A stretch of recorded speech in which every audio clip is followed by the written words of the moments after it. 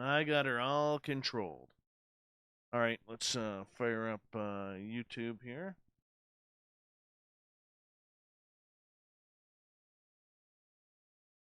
Hi, everybody on YouTube. How we all doing tonight? Yes, it is that time once again where we all come together for a little anticipation, a little happiness, a little squeaming. Screaming. What the hell is screaming? Screaming, a little squeaming. I said it again. All right, let's just forget that whole thing. Well, you know what? Let's just restart. Hi, I'm Dave. Radio show, Spaced Out Radio. Got a good guest, Toby Johnson, talking Bigfoot. Let's get back to it and let's give a quick rundown on everybody who is here for tonight. Hi, gorgeous Becky Belling. Hello, the stunning Kimberly. Scotty, good to see you. M. Kuhns, how are you? Thank you for joining our chat room. We really appreciate it. Troy SR71, thanks for joining us. Florida, Steph Dickey, you're looking beautiful tonight. Thank you. Brett Lewis is here, everyone, which means we can officially start the show. And hi, Mike Walden. Hi, Fast Hemi. Good to have you. Dirty Filth, you're looking extremely dirty tonight. And Vinny, how you doing, man? Thank you for coming on in. We really appreciate you. Hi, Bigfoot, Michigan Rob. Thanks for joining us. I think I said Troy SR71. Yes, I did. Yes, I did. Oh, there she is. I can't believe it. Look who it is. It's Manitoba Becky, looking stunning and talented as she walks through the streets of Manitoba with a chip on her shoulder. There she is. The Jim Christie is here, everyone. The Jim Christie. Thanks for joining us, Jim. Millennium, good to see you. And oh my goodness, look at that. Kicking off the super chat tonight, we have Alaska's greatest athlete, Ladybug Bigelow. Thank you for your love and support. By the way, fantastic Instagram photo today. Big-eyed Alaska's greatest athlete. Thank you for joining us. Holy cow, it's the Ronald Penton, everyone. Don't forget to hit him up for his autograph before you leave tonight's show. You definitely want that autograph. And let's continue on. Hey, Zach, how you doing, man? Nate Foot, how's the Hallmark weekend? I know you're addicted. I know you were watching. I caught you in between taco runs. Burrito, good to see you. Hey, Drake, the lovely and talented Jessica McCreary is here, everyone. Delezion, good to have you here. Hi, Chris Jarvis. My little Zoe Buttercup has the cutest smile. How you doing, Zoe? Rich, how you doing, man? Corey Foot, you can vouch for what I just said about Dad. Absolutely you can. Hey, Go66, boo to you. Hey, Brian, thanks for coming on in. G West, thank you for joining us once again. BBD Warrior, good to have you here. And Offworld Adam, Pharmacy, Spudger, how you doing, guys? Good to see you all here. Stu Gerson's here, everyone. Stu Gerson, good to have you here, brother. You know what that means. And Jenny, how are you? Hey, Toby, our guest tonight, how you doing, man? Good. Can you hear me? Yeah, I can hear you. Can you hear me? I can hear you. Okay, I can hear you too. This Ready. is good. This is good. We have technology working. We do. Hey, Grendel, where have you been hiding? Good to see you back. Nilbog, thank you for coming on in. Kristen, you're looking lovely and talented tonight. Yeah, we always like to give it a good introduction to our people coming in early. Hi, Prairie Fire. And we're going to get going here, everyone, in about just under 3 minutes. Under 3 minutes. Mr. Apnea, good to see you awake tonight. Appreciate you. Anne Celine from KPNL, thank you for joining us. The lovely and talented Anne. And Toby, you're looking fantastic tonight, by the way. I should say that. I can't see you, but I'm sure it's true. Apparently it's true. This guy's like, who the hell is this Dave guy? Crazy fucking Canadian. Anyways. Just what we do, man. Just what we do. Hey, Troll Ronto, good to have you here. Thank you for coming on in. Reverend Keith, amen to you, brother. Literally, he's a reverend. Listens every night. Oh, really? Yeah. It's not just a rock and roll kind of name. No. He's a pastor at a United Methodist Church. Well, I will watch my tongue. Yes. Had to watch my tongue many a time around him. All right. We got about just under 90 seconds here. Okay. So I'll read an introduction to the show, introduction to you, then we are off and running. Okay. And if you do get a wild hair, I did send you another email. Yeah. And you can just do what you want. All right. Cool. I'll check it on out. Hey, Rono are you on the Aqua Velva tonight? Let me know. Alien Girl, you were looking stunning for being new to this planet. Thank you. We'll start up this feed. All right, one feed is running. And let's see here. We got 30 seconds. Grendel, thank you so much for the super chat, man. Always appreciate you. Thank you. And let's see here. About 20 seconds, everyone. Great way to support our show is hit that thumbs up, hit that subscribe button. We are 563 away from 10,000, or 463 away now from 10,000. Do a little shopping at the SOR Vault, facebook.com/the SOR Vault. And hey, Fabster, how you doing? Here we go, guys.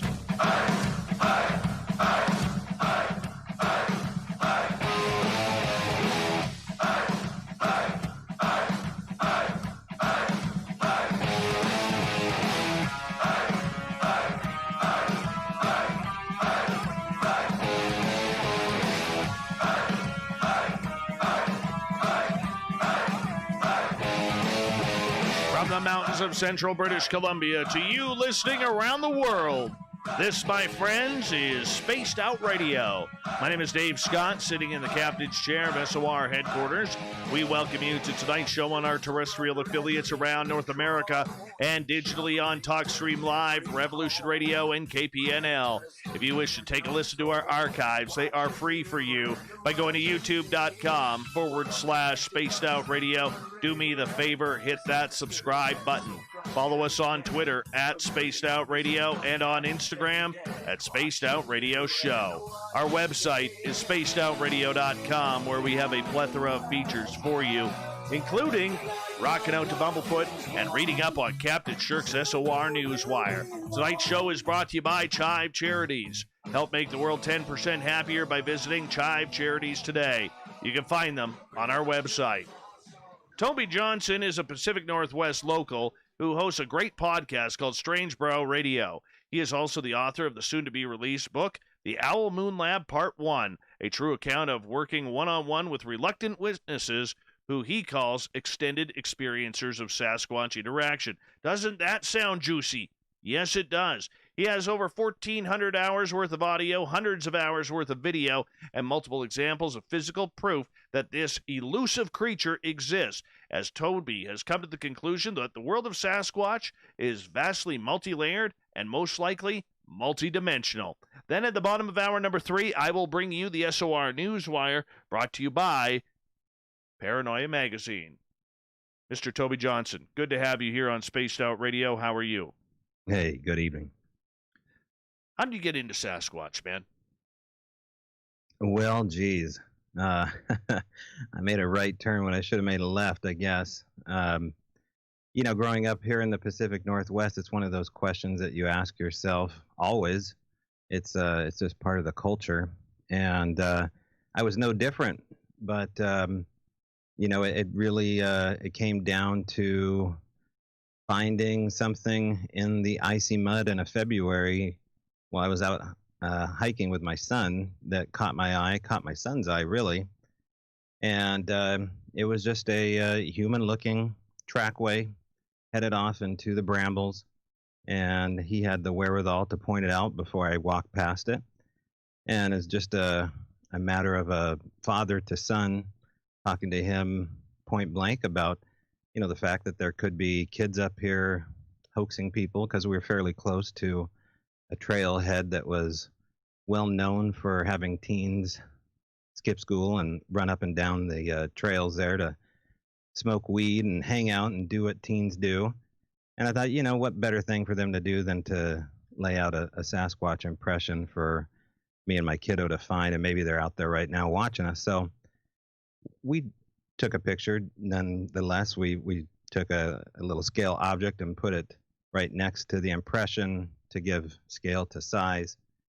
And then we continued on our hike, and I started to think about the trackway just in relationship to how close it was to the house the houses, the development in that area, and we really didn't think about it.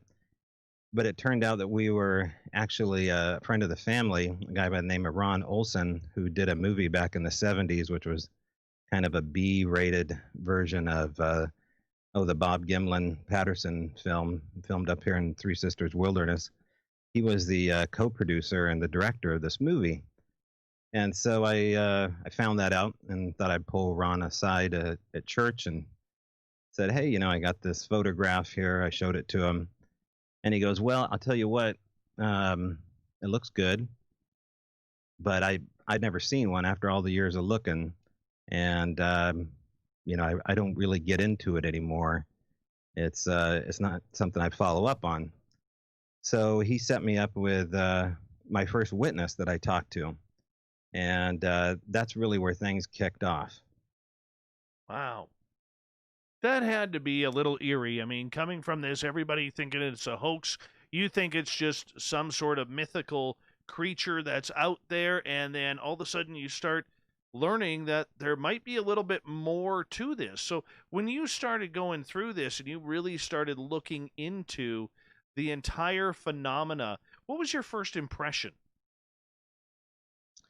Well, my first impression was that it was full of people that were authentic.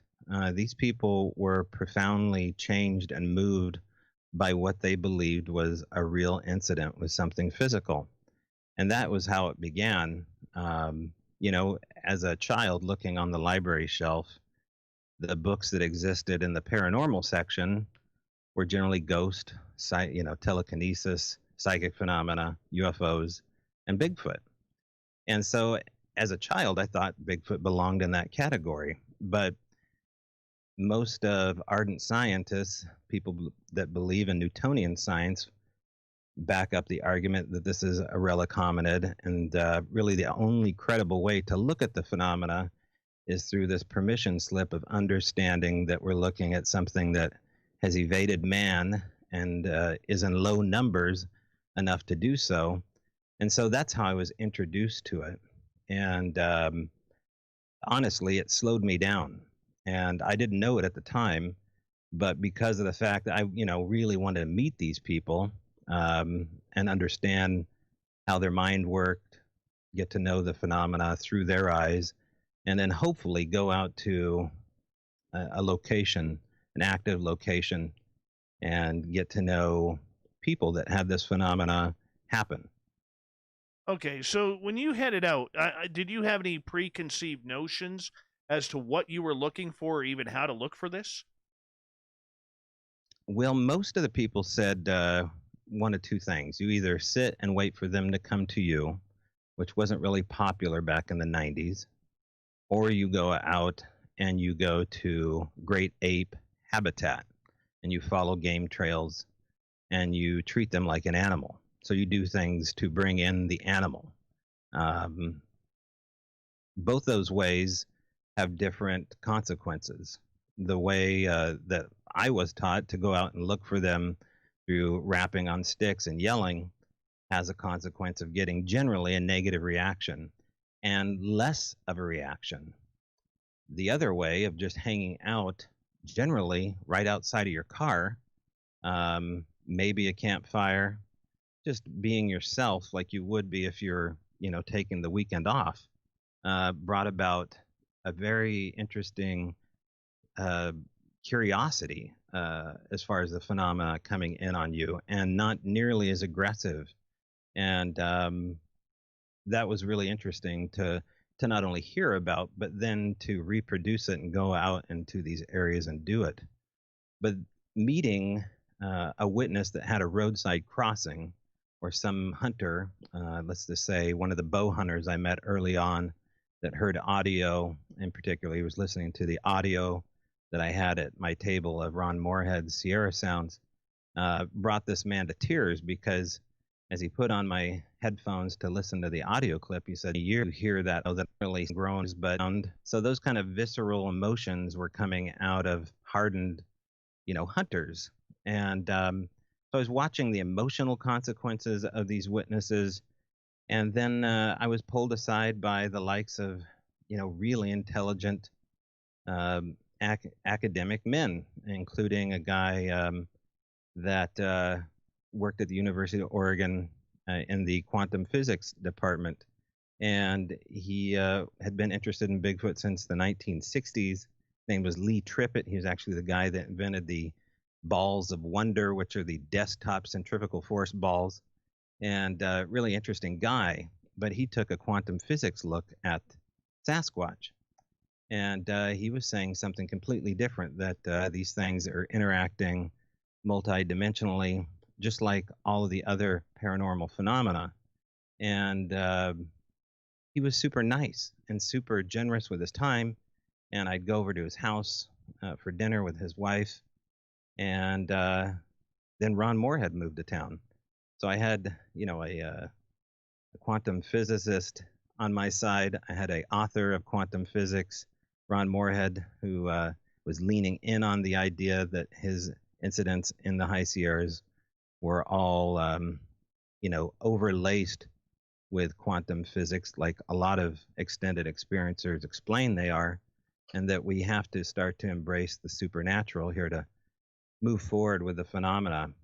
And so I began to, really get obsessed with the whole thing, to the point where it's all I thought about. And it still is, overwhelmingly addictive to find out that this phenomenon is real and not rare. Okay, I'm a big fan of Ronald Moorhead's myself, and a couple years ago, my buddies and we actually heard the chatter in the forest, the talking, Right. not the whooping and hollering. Didn't hear that, but we Right. actually heard that type of talking. And I'll tell you, that is intimidating. When you're in the middle of nowhere and all of a sudden something is talking in the forest, and you know that you are the only people around, there is something hair-raising about that, my friend. Right. And, when there's language involved with something, there's usually culture involved. And when there's language involved with Sasquatch, this took me years to figure out. It actually took me years to hear language. That means they're not alone. Generally speaking, most Bigfooters would say that once you start to hear language, they only are using language generally when they're with, their clan, or however we're going to address what a unit of Sasquatch are. And so, all these things took years, from 2007 to, let's say, 2010 or 11. And between those 3 or 4 years, I was putting on conferences. I was doing these monthly meetings called Bigfoot and Beer, a little pizza restaurant up the McKenzie in the High Cascade Mountains of Oregon.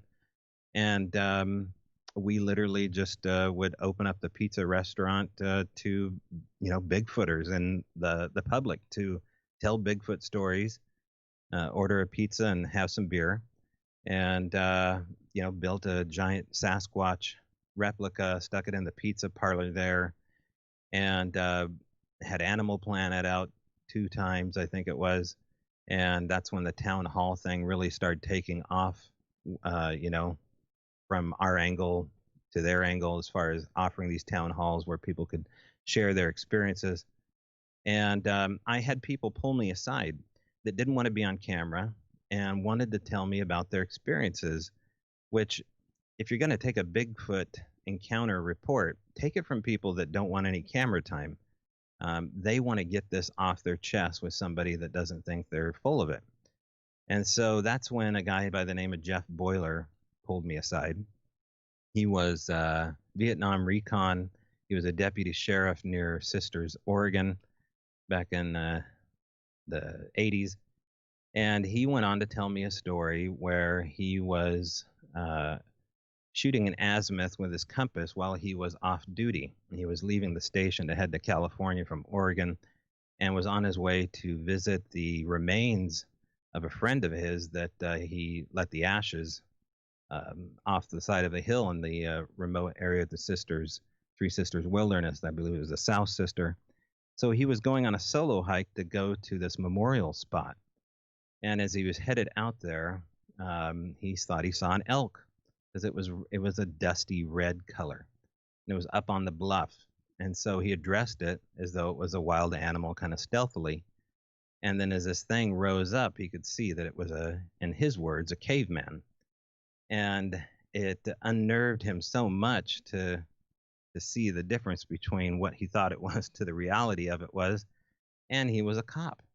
And so he went on to cock his head to the side and open his mouth. He slack jawed the whole thing, and this thing copied him.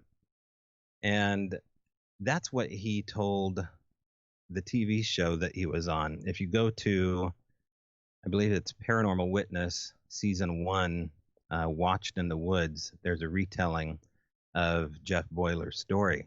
And I believe he describes it as this thing mimicked him. But what he told me in private was that this thing was not mimicking him, it was mocking him.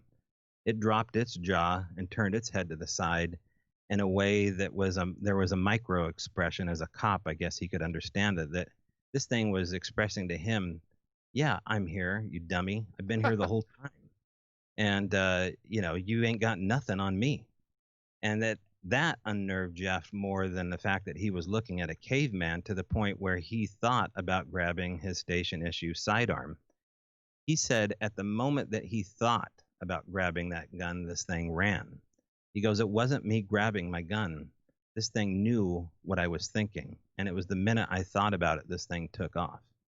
Now, the rest of the story is pretty crazy. It chases him back to his car, just right outside his vision, tearing down trees. Really fascinating retelling on Paranormal Witness.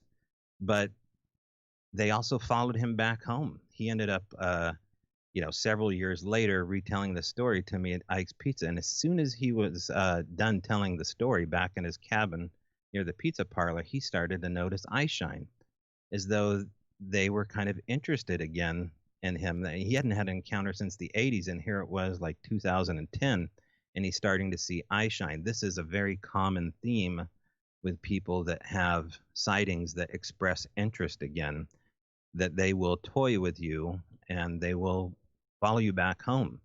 So how is that possible for, a relic hominid? And these are the kind of things that really fascinated me. But there was this divide starting to develop, right, between the two lunch tables that existed, those of accepted science and those in the fringe realms. And I started to find myself settling easily into the fringe world. And that's where this is all going now. I mean, back when this wasn't cool to be talking about, we would all just be the weirdos over there at the weirdo table talking about all the weird experiences. But now, it's pushing that way to a degree where I think you can talk about this. Calling it a relic hominid is a rather new verbiage. Before, it was Gigantopithecus. It was the missing link. Now we've, added in the word hominid into the theory here instead of primate. And so that was really the catalyst, for me starting to make a move here, was having these monthly meetings at Little Greasy Spoon up the river. Kind of changed everything. Okay. So as these experiences started coming in and you started listening to these experiences, I'm curious, when we all learn about Bigfoot, we automatically think some sort of great ape. We all think some sort of monkey or giant, big hairy giant wild man of the forest, the way many First Nations and American Indians look at this. But here you are listening to this story, and it is complete woo. How do you take it seriously? By having woo experiences. And so that's the only way the witness can prove what they're saying is real, is by saying, oh, come to my house. I'll show you what I'm talking about. And so after Jeff Boiler, I actually ended up going to his house and talking to him. There was a secondary couple, maybe 5 miles away from him, a couple by the name of Chad and Mary, who were pit bull breeders down the street. And they showed up, I was putting away my gear after one of our monthly shows. We just got done filming. There's a big camera crew there, and here comes nervous little Mary. I'll never forget it. Over by the dumpster as I'm putting my amps away with her husband Chad, and she goes, "We have Bigfoot in our backyard. What do we do?" And so I was like, "Well, I'm kind of busy. Let me get rid of the stuff here because I'm waiting for a conversation like this to happen. This is a possibility to where I could get an invite over to an extended experiencer's house. Some people call these people, they are coalescing experiences as, oh gosh, I'm forgetting the term right now, but the extended experiencer is how I started to categorize these people here. Habituators. And I never liked that term because it didn't seem to point in all the right directions. And so here's Mary telling me she's, asking me, what do I do? What do we do? We have Bigfoot. I have kids at home. And so, there she is with her husband. I can tell he's a little nervous. And I say, well, Mary, tell me what's going on. And she says, well, I saw one when I was a little kid in Gold Beach, Oregon. It wasn't a great experience. And I don't want my daughters to see what I saw. And I know they're back. And I could see her husband was also a witness, but he was very reluctant. Turns out they invited us out to their house, and they did have Bigfoot in their backyard. We could see all the telltale signs that they did, and it got really weird really quick. And so we took advantage of that weirdness. They invited us to take advantage of that weirdness. They were describing, something racing in their backyard that could move faster than light or sound, but yet was as big as an elephant. Strange lights in the woods, very strange stick structures, pinched together little sticks with mud and pitch, almost to make a glue, and then stabbed into these muddy staircases that went up this, 40-degree ravine. And pretty impressive case, I guess. And so we enjoyed that for the better part of 4 or 5 months, but never had any direct contact with them. And that's when I met their neighbor, a guy by the name of Earl Kelso. Earl had no idea that Chad and Mary were having a situation like this happening, but yet here they are only 4 houses away with this hillside behind them. It turns out I would need Earl's permission to go into this hillside where the rest of the activity seemed to be happening. And I just cold called Earl, walked up to his house, and we had an interesting conversation. Turns out he was on SEAL Team 1. He was on the Arizona, just an incredible Navy background. And I was in the Navy, so we talked a lot about the Navy. And then he looked at my Jeep and he goes, "Hey, are you here because of Bigfoot?" And I said, "Well, what made you say it?" "Well, I see the Bigfoot stickers all over." He goes, he calls out for his daughter, "Hey, Candy, come on out here." And so there we are standing on his balcony, and out comes Candy, his daughter. And he goes, "Hey, Candy, go get those Bigfoot pictures." No. And so turns out that they had, barefooted human type tracks in the snow, come down the hillside through the prairie, and then disappear in the field. Wow. And he goes, "How'd that happen?" And I said, "Earl, I have no idea, but I tell you what, if you give me permission to go up on that hill, maybe we both can find out." Well, you hold it right there because we are going to go to break at the bottom of the hour. We're going to find out what old Earl had on top of his hill. Was it Bigfoots? Do you have some Sasquatch, some wild men running around, or just a bunch of high strangeness? Toby Johnson from Strange Bräu Radio is here tonight talking Bigfoot all night long. Let's do this. Let's get into the big hairy beast a little bit more when we come back.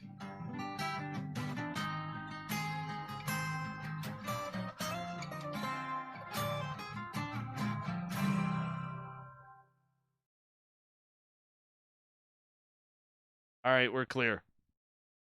Okay. That's good stuff right there. Good storytelling. Thanks, dude. No problem. No problem. I like that mason jar. What you got in there? That's just water. That's just water. I used to have a major Pepsi addiction. I would go like through 2-3 cans of Pepsi a show.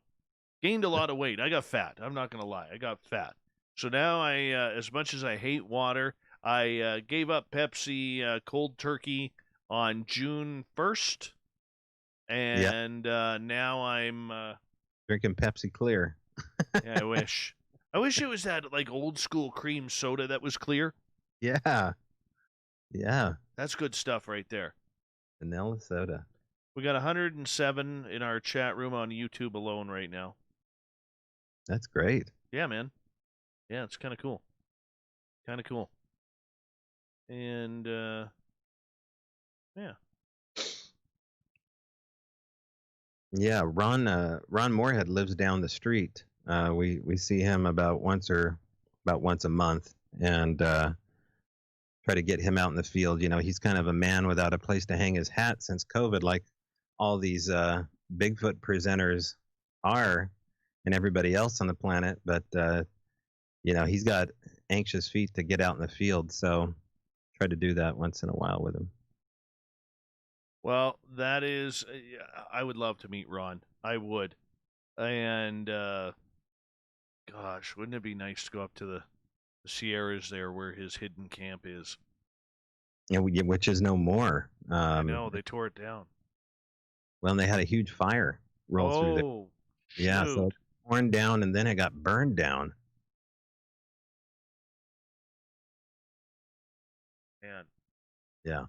But there's so many good areas in your neck of the woods. I mean, you're right in the middle of it all. So. Oh yeah, we got Bigfoot. We got some aliens here. Mm-hmm. We got a lot of ghosts. You know, we up Randy Brisson, who is the. Yeah, he lives south of me. You know what? He has never returned any of my messages. Oh, really? Ever. Okay. Like, I have him on my Facebook. Never returned my messages, so I just didn't bother. Him being the Canadian contact for contacting the Woo. Yeah. Let me see here. Yeah, no, he lives a couple hours south of me, and I kind of do my own thing. I'm working on. I had one gifting site where there was some action early on. This we set that up in 2017, and then the forest fires in our area surrounded the area. Didn't burn it, but surrounded. Came really close, like within a mile of it, and all of our contact disappeared there. Like we saw our first deer on that road this year. Wow. And so we now have a secondary gifting site where we know they're playing with us. They didn't like it when we put the trail cam up. No, they don't. No, they didn't like that at all. In fact, the 7.5 days our trail cam was up, we didn't see a single... on camera, not a single bird, not a single anything. Chipmunk, nothing. Was the camera messed with? Nope. Nothing.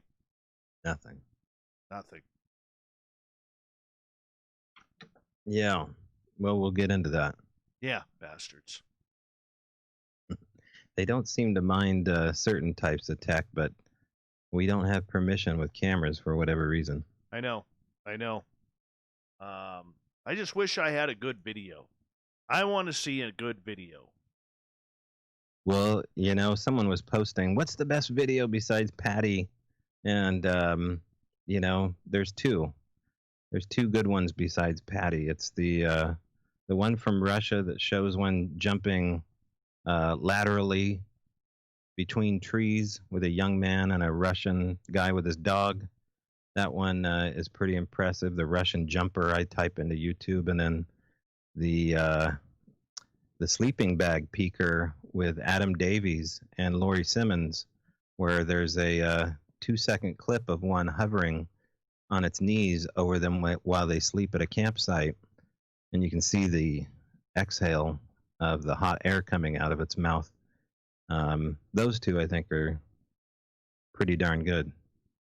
All right, my friend, hold on. Thank you to Ann. Thank you to Grendel. Thank you to Alaska's Greatest Athlete for the super chats. Here we go with the second half hour.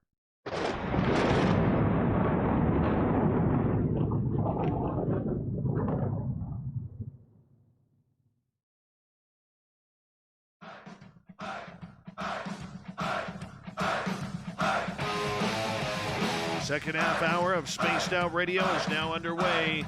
My name is Dave Scott. Thank you so much for joining us. We really do appreciate it. I want to remind you that if you have missed most of this show or others, check out our free archives by going to youtube.com/Spaced Out Radio. Do me the favor, hit that subscribe button. Our website is spacedoutradio.com, where we have a plethora of features for you, including rocking out to Bumblefoot and reading up on Captain Shirk's SOR Newswire. Follow us on Twitter at Spaced Out Radio and on Instagram at Spaced Out Radio Show. We continue on tonight talking Bigfoot with our good friend Toby Johnson from Strange Brow Radio, and here he is. And right before the break, you were telling us a story about good old Earl, whether or not he's got Bigfoots on his mountain. Right.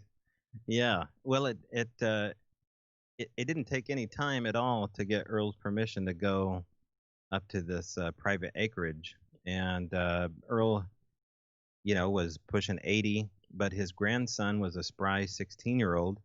And so he heard our conversation between his grandfather and his mother and said, "Hey, if you ever go up there, I'll show you how to get up to the top." And I said, "Well, that'd be great."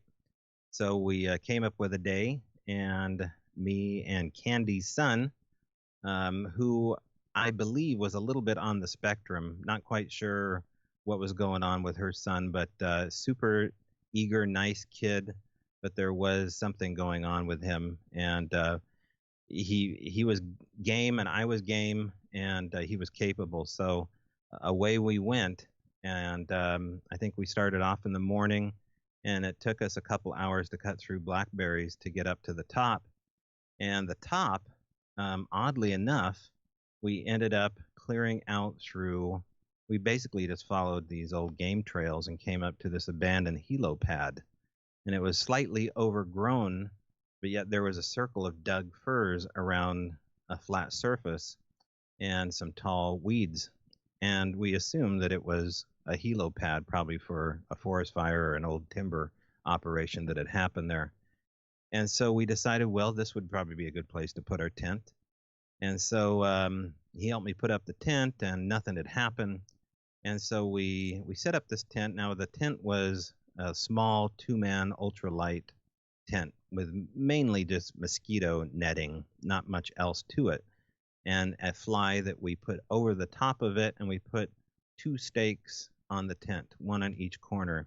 It was a full moon night, I believe, no wind, probably July or August, and we had a couple candy bars and put my map down in front of the tent, and then we decided to go for a hike.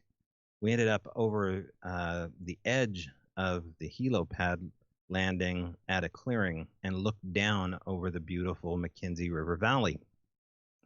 And as the sun started to set, I could look down and I could see where the tent should be. I had my binoculars out. And I thought, well, that's odd. I don't see the tent. Well, I thought maybe it was just around the corner, but we were, anxious to find out why the tent wasn't in view. And we were probably less than a half a mile away, I guess. And so we walk all the way back down, and the tent is gone. In fact, the tent had moved 49 feet around a corner and had been shoved 8 or 9 feet up on top of a rhododendron tree. Now, I call a rhododendron tree, which is actually a bush, a tree because they are so big out here. And the tent was facing upright. The door was facing the right way. It was though something picked it up by the tent pole and then stuck it 8 feet up in this rhodey tree. But what was interesting about it was there was no wind, and the candy wrappers, the tent fly, and the map were all exactly where they would be if you were to pick something up and pull it away from it. No wind had blown any of these light little paper objects anywhere. And the look on this kid's face was, something to behold. And my look on my face was like, elation. Because I had a hankering for some more action. And he was slightly scared, but like, oh my gosh, this took human hands to pull this off. We're either maybe trespassing right now for human sake, or maybe we're trespassing for Bigfoot's sake. But it got me interested in this area, and the area got so good and so weird that I nicknamed it Oz. So for the sake of the rest of the story, I would return to Oz quite often to have similar experiences, hopefully like this. Things that happened in Oz, oftentimes without this kid. One example was I took a friend of mine up there, a Bigfoot researcher by the name of Beth Heikkinen. And on another full moon night in the summer, we went up to this high area overlooking the McKenzie River Valley and this helipad. And in front of us was a clearing and then a blanket of mighty Doug firs. And they were maybe 200 yards in front of us. And about 11:30 at night, the biggest, brightest star. Now, I call this a star, but it was no star. This giant phosphorescent light, about 75 feet in diameter, pierced the blackness and opened up right in front of our eyes at tree level. And it was so bright, so beautiful, so amazing that it should have blinded you, and it should have made an explosion sound. And the look on her face was one of just like, yeah, I've seen those before. So that really caught me off guard, because this was something straight out of a sci-fi movie. If I was a wise man on Christmas Eve, I would have been following that star all day long. And it did it again. It moved to the left this time, and then it dropped down through the tree line. It did it a third time, and then it did it a fourth time. Now, it took about 45 minutes for these 4 giant Bethlehem stars. Never really thought of the fact the gal's name was Beth, and this was like the star of Bethlehem. But you look for weird synchronicities when you're involved with this. Anyway, I was always told that if you go out looking for Sasquatch, eventually you're going to see these lights.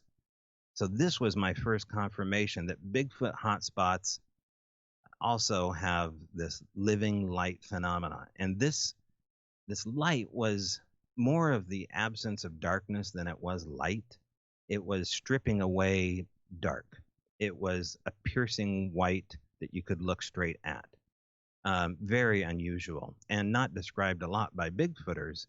But what I did see the third or fourth time I went there was what Bigfooters would call little tiny sparks of light, little white sparks of light flashing maybe, I don't know, 8 or 9 feet up.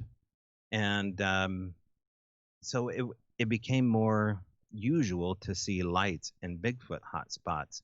Eventually, I would go to this spot and find what looked like an animal mutilation. It was a mole that was ripped in half and set in front of a trail I just walked in on.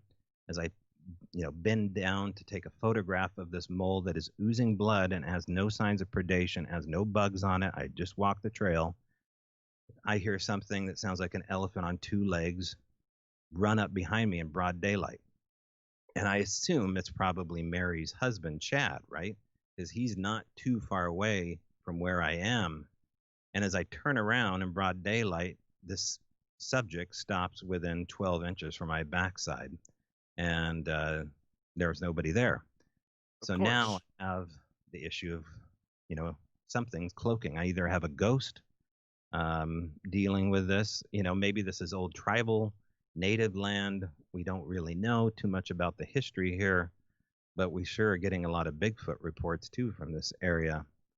And so Oz was really, the first place where I had permission from what I would call these extended experiencers of Sasquatch interaction to say, yes, we have weirdness. Yes, it's Bigfoot. It's also UFO stuff. It's also, ghost type interaction as well. And from that moment on, I just invested most of my time looking for more extended experiencers like them. Well, let's go back here to whatever this was that rushed up on you. And I think anybody who has had an experience in the paranormal has had something similar happen. What was going through you at that point when you felt this thing get right on you? Well, you're helpless. I mean, you have to, in a way, you just you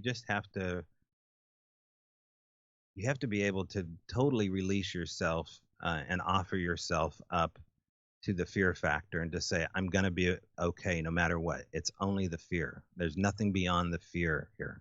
There's not going to be any physical repercussions of me coming in here because they're going to know my intent. This is something, really big in the paranormal woo community is they're constantly looking into your intent. But when a moment like that happens, it's complete visceral fear. And for those few minutes, I thought I was going to get roughed up by Mary's husband. That was my main concern. Maybe he didn't like me coming on their property investigating, his house with his wife there alone with me and the team, or, I didn't really know. You have to be careful when you're, getting involved with strangers. You don't really know who these people are or, what their records are. And in his case, I was a little bit nervous about that. So that was my main assumption. But then when the reality set in that there was nothing there, a different kind of fear set in, a fear, and it's a fear mixed with being humbled and total excitement for the fact that this is so much cooler than just Bigfoot. There's something else way cooler than just, an undocumented primate out here.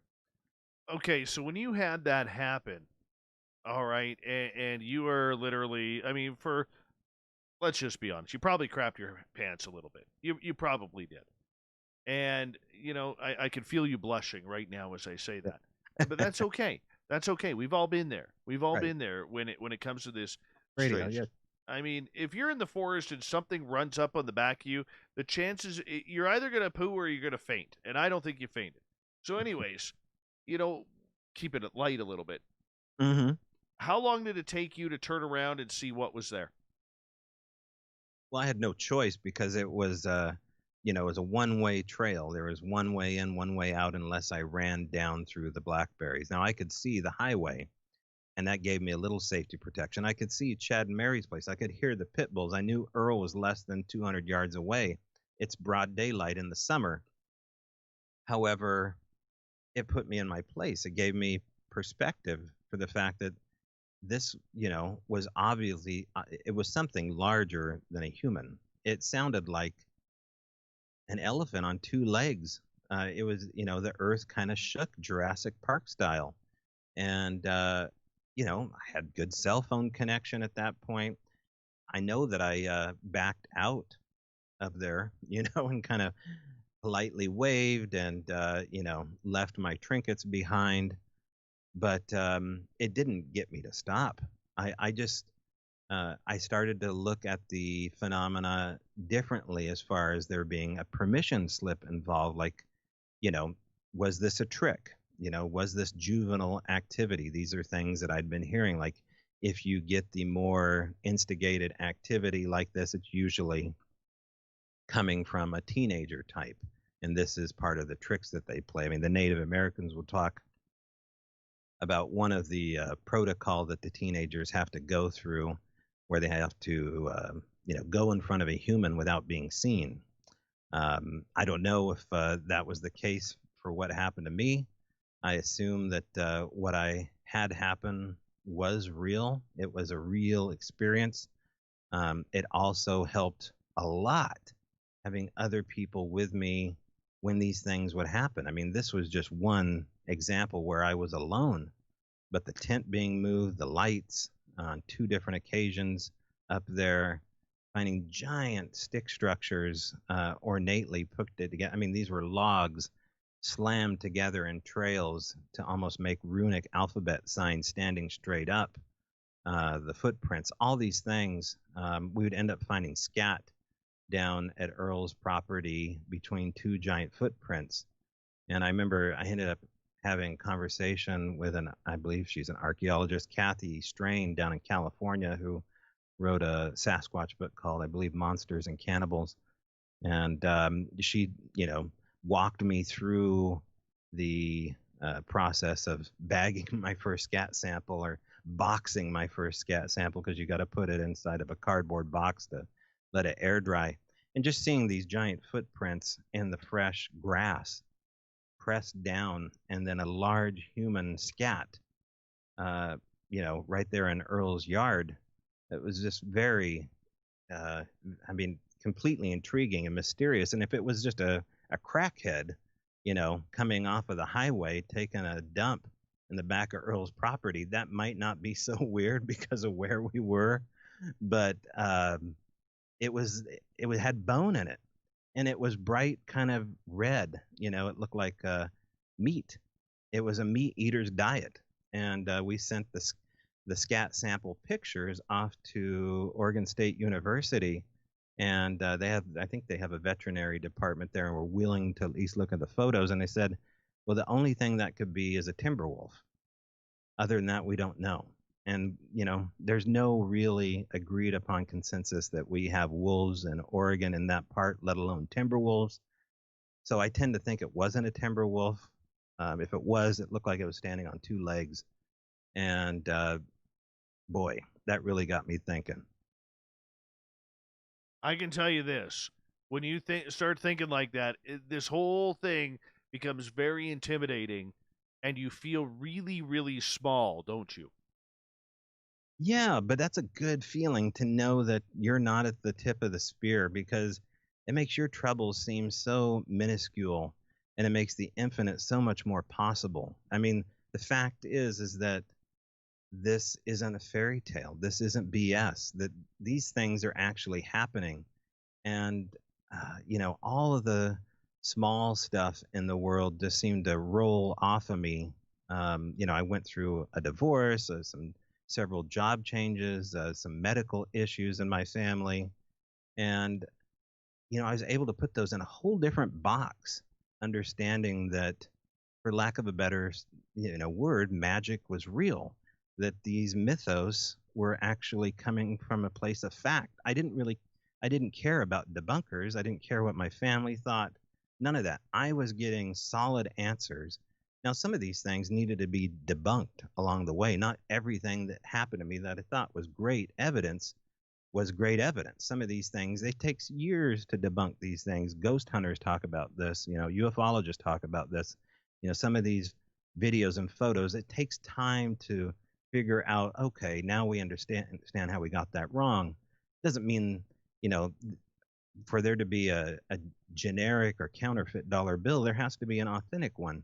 And that's exactly what we got with this phenomenon, is that there was this authentic link to the paranormal, and it persisted. There are so many cases between 2010 to 2012. I was kind of an ambulance chaser for the paranormal. If I could have had a Ghostbusters type vehicle to swing off the McKinsey and check out every incident, I would. But working 45 to 50 hours as a truck driver, and then going to the University of Oregon to go to school full time, I just I didn't fit it in as much as I wanted to. But the drive was sure there, and podcasts weren't really a thing. I think I did maybe start one of the first Bigfoot podcasts on talk radio. I think it was with Talk Shoe Radio, I think it was. And I opened up an internet line called Bigfoot Air, and tried to take witness reports at the dawning of podcasts. And that went on for a year. But for the mainstay of it all, it really was these monthly meetings that were garnering the trust between me and the extended experiencers. And then the London tracks happened. That was 2012. I was working, I was a corpsman in the Navy before all this Bigfoot stuff happened. And so I still would dabble in the healthcare industry, and I was working as a hospice medical assistant or hospice nurse. And I got a text from my son that said, "Hey, there's a guy at my door with a cell phone out, and he's got a Bigfoot print out here in Cottage Grove, Oregon." And he saw the Bigfoot sticker you gave me on our car, and wondered if we wanted to go out and take a look at it sometime. So he's going to send you the picture. And so, guy's name's Max Roy. Turns out he was on a Sunday drive out in Cottage Grove, Oregon, and happened upon 3 Bigfoot impressions going out into the drained lake, headed out towards the drained lake rather from a well-known fishing hole. And so after my shift, I went and bought my first big bag of plaster and headed out to Cottage Grove Lake with a local. And that's where our story continues with the London Tracks, which is, a giant trackway found in the lake bed. There was 12 researchers, me and several other researchers. Cliff Barrickman showed up from Finding Bigfoot. Fast forward, 122 tracks were found out in the lake and cast and separated out into a group of 10 or 12 people. All these years later, the tracks are under dispute whether or not they're authentic. And there's not much that can be said or proved beyond that. There's an impressive trackway as far as I'm concerned. Nobody's ever came forward and said that trackway was debunked. And people can read all about the London Tracks. I'm sure that there's YouTube videos about it. We shot so much video and there's so many plaster casts out there. But the point of that is that it got me interested in this whole new area, Cottage Grove, and in particular south of Cottage Grove, going down to the Umpqua Basin. And if it wasn't for this giant trackway, I probably wouldn't have hung out there so much. We had Cliff Barrickman on a couple of months ago. Nice guy. Very nice guy. And we got about 90 seconds here. But one of the things he said on this show that I could not agree with him at all, which was he believes in these prints that just stop. You see these trails in the snow or mud, and all of a sudden they just stop. He believes that Bigfoot has the ability to reverse itself and match the print walking backwards, so it walks out.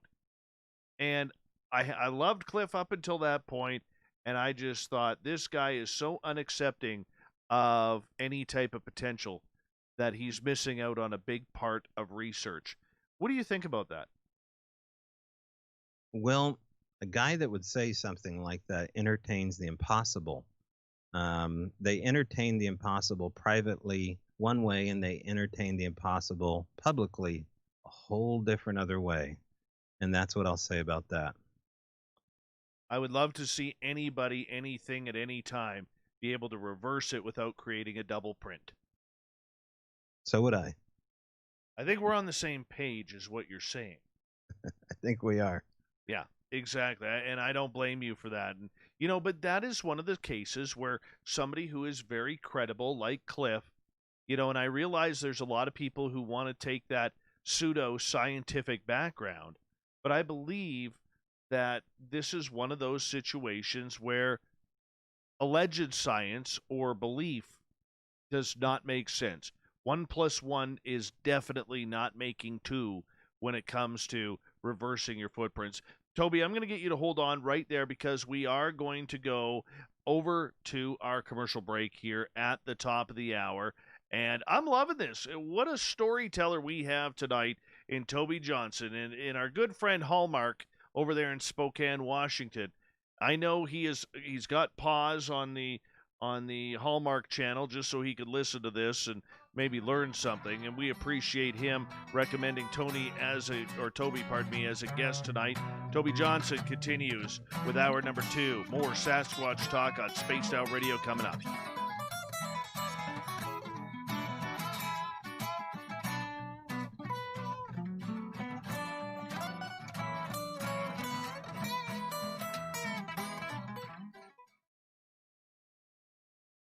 Somehow I think Nate's going to kill me for the Hallmark comment. Nate Rudd, we've caught him a few times here watching the Hallmark Channel, and so we had to change his name. But anyways, he's like, Toby doesn't know me as Hallmark. Well, he does now, Nathan. He does now, and you can blame your good Canadian friend. I'll even wave at you. Hi, Nate. Yeah. Have you seen the size of his arms? They're like 3 times the size of my head because he's a retired power lifter. Anyways, I'm going to run my dogs outside. You sit comfortably for a couple minutes, and you'll see when I get back, okay? Until 2 a.m. nightly, the Moose cranks up the rock while serving some of the best-rated food in the city. The menu starts at $6.95. Why party anywhere else in Vancouver when the Moose is right there? Get your horns up and rock with the Moose, the official party bar of Spaced Out Radio.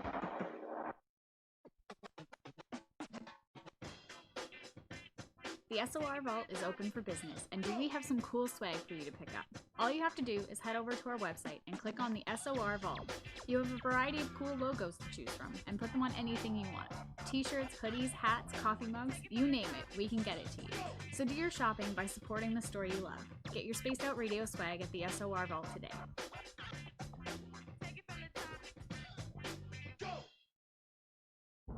Are you intrigued by Paranormal Talk Radio? You'll love the new Paranormal Radio app from TalkStream Live. You'll find a great selection of talk shows covering UFOs, ghosts, strange phenomena, and much more.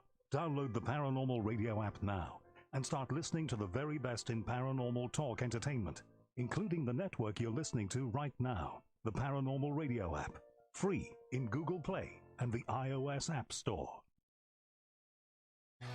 Hi there, this is the paranormal lawyer Michael W. Hall. I'd like to invite you to listen in each Sunday night where we're going to open up your eyes to everything strange and paranormal. I will be hosting some great guests with topics that affect us all, such as UFOs, ghosts, and everything paranormal. Let's learn together on Spaced Out Radio Sunday with myself, Michael W. Hall, the paranormal lawyer at spacedoutradio.com. For the price of 1 cup of coffee a month, you can become an SOR Space Traveler. The Space Travelers Club is a place where you can interact with other listeners, either live during the show or on our great forum. We want your stories, pictures, comments, and ideas.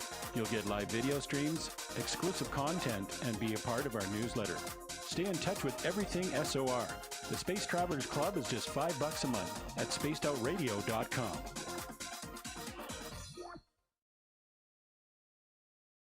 We are scouring the world for the most intriguing stories of your day. Take the time to read up on the SOR Newswire, where our team, led by Captain Shirk, will deliver to you some of the best paranormal and supernatural news, along with some stories that will blow your mind from the weird to the wacky. It's the news outside the news that piques interest, and that's what we're looking to deliver to you. The SOR Newswire, only at spacedoutradio.com. Hi. This is Amber Beckrud, and I want to invite you to subscribe to our YouTube channel where we store all of the SOR show archives for free. And as an added bonus, every 2 weeks I'm posting brand new content on Cryptid Tales, where I will get into some of the spookier legends and folklore from around the world and tell the stories that go with them. Find us at youtube.com/spacedoutradio and check out Cryptid Tales today. Drop a comment and let me know what you want to hear. See you there.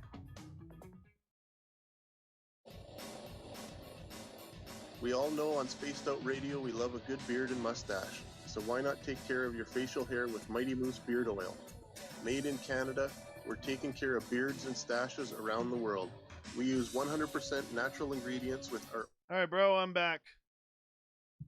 All right. Throw my headphones on so I can hear you. There we go. He's a Nate Rudd here. Oh, you should. Absolutely you should. He says you're full of SHIT. Oh, no, I'm not. Hold on. I can show you the photo. Oh, now I'm in trouble. While he drinks his moonshine here, he's going to show us photos. Actually, I am going to show you a photo. I want to see what you think here as we got 90 seconds.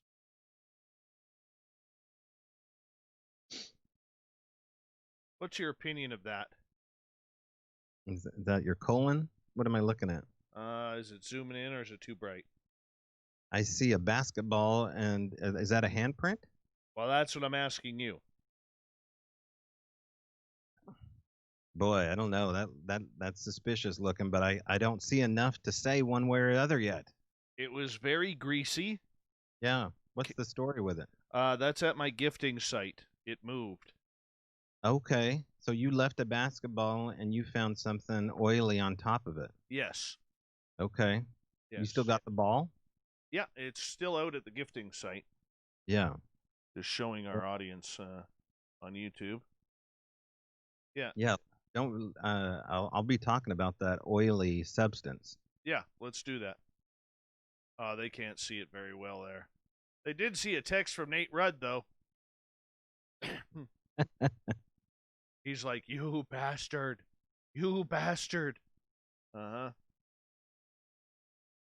Hi, gorgeous Brit. How you doing tonight? Thanks for joining us. All right, we're into our final commercial. Thank you so much to Anne Celine, Grendel, Ladybug, Bigelow, Alaska's greatest athlete, for the super chats. It's a great way to support this show, as well as hitting that subscribe button, as we want to hit 10,000 subscribers before year's end. We are close. We're 463 away. Here we go. You're listening to Spaced Out Radio with Dave Scott.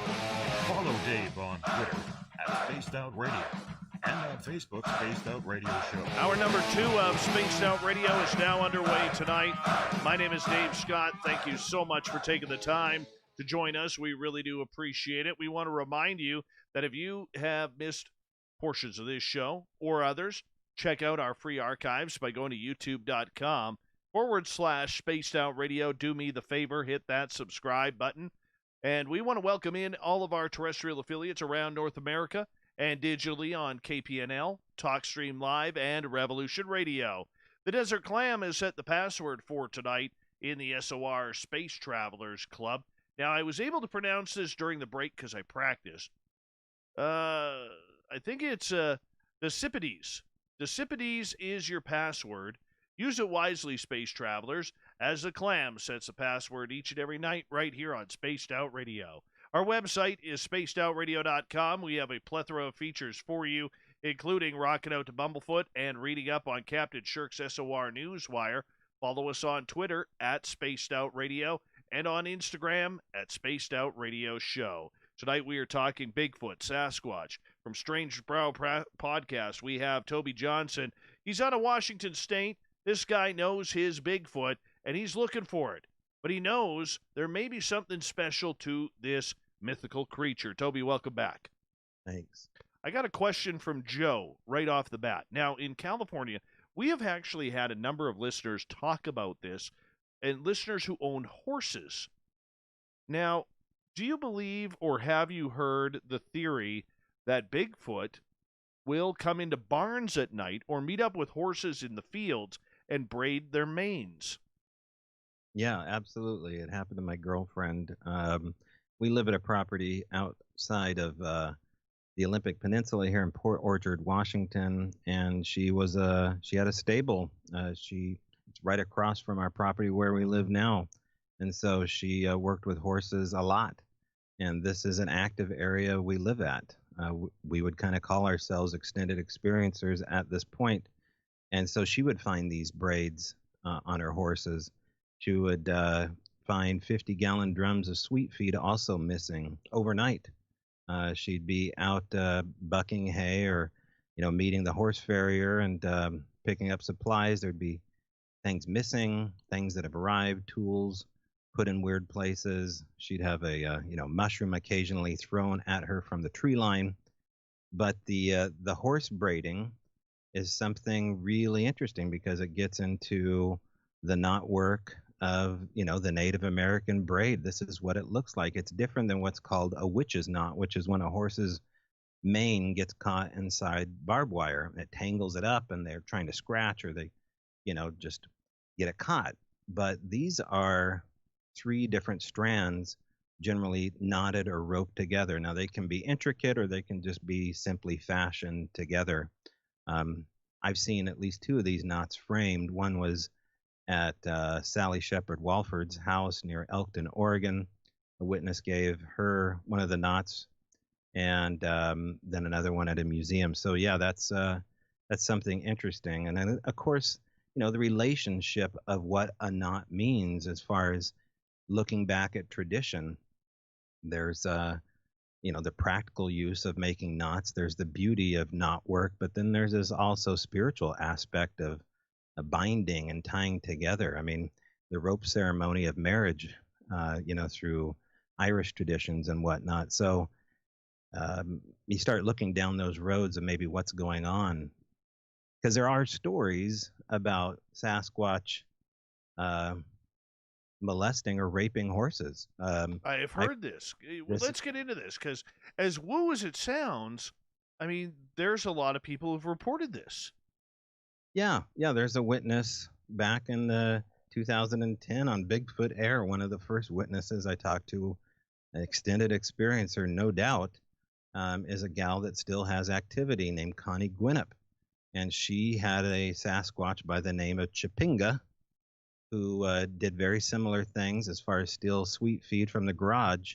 Chipinga, I believe, was a part of a larger clan and help her get rid of a rogue Bigfoot that she saw raping one of her horses. And it was a brutal act. To hear her describe it was quite the thing. She still stands by that story. Apparently, the Sasquatch was did away with by Chipinga. And so, saying this out loud sounds so ridiculous. I know these names sound so ridiculous, not as ridiculous as Baby Yoda's found out name, which I just found out last season on Mandalorian, which is way dumber than Chipinga. But I digress. Connie stands by the story. My question is, are these knots found on horses signs of there being some kind of property, or I don't know if I dare say some kind of relationship standard? I think Native American women that had their hair braided, there was some preconceived notion that they were taken by a brave. If there's any First Nation people listening, please tell me if I'm wrong, but they didn't just braid their hair because they wanted to look pretty. There was symbols behind the braid, and maybe there's a link to that. I mean, when you start looking down the cultural road of what Sasquatch is and who they are, you have to start thinking of them as being a unique kind of people. I mean, they are undocumented citizens with magical powers, or they're not, but they sure damn exist. And Right. That's where we are. I was talking to a friend of mine here in my town, and I live in a pretty rustic town where there's a lot of people who have horses. And I asked her about whether or not her horses have had their manes braided.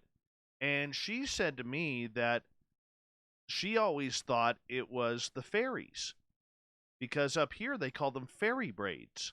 Mm. Is that Well, the same thing? that could be. I mean, where did the term witch's knot come from?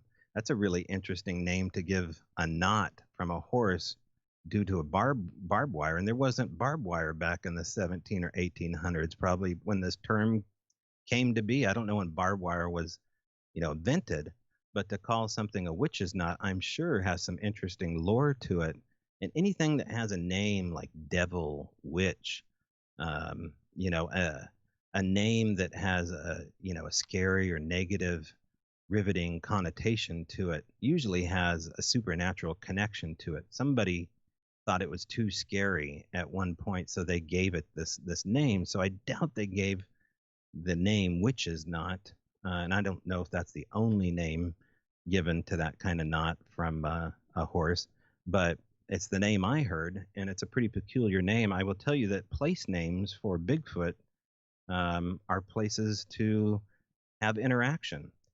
Henry Franzoni is wildly overlooked, and he loves it that way, but he's one of the best sources of information when it comes to experiencing Sasquatch on their terms with a scientific explanation, kind of based in the realm of Tesla and quantum physics. He's a scientist out here near Deer Island, Washington, wrote the Bigfoot book, Spirit of Seattle.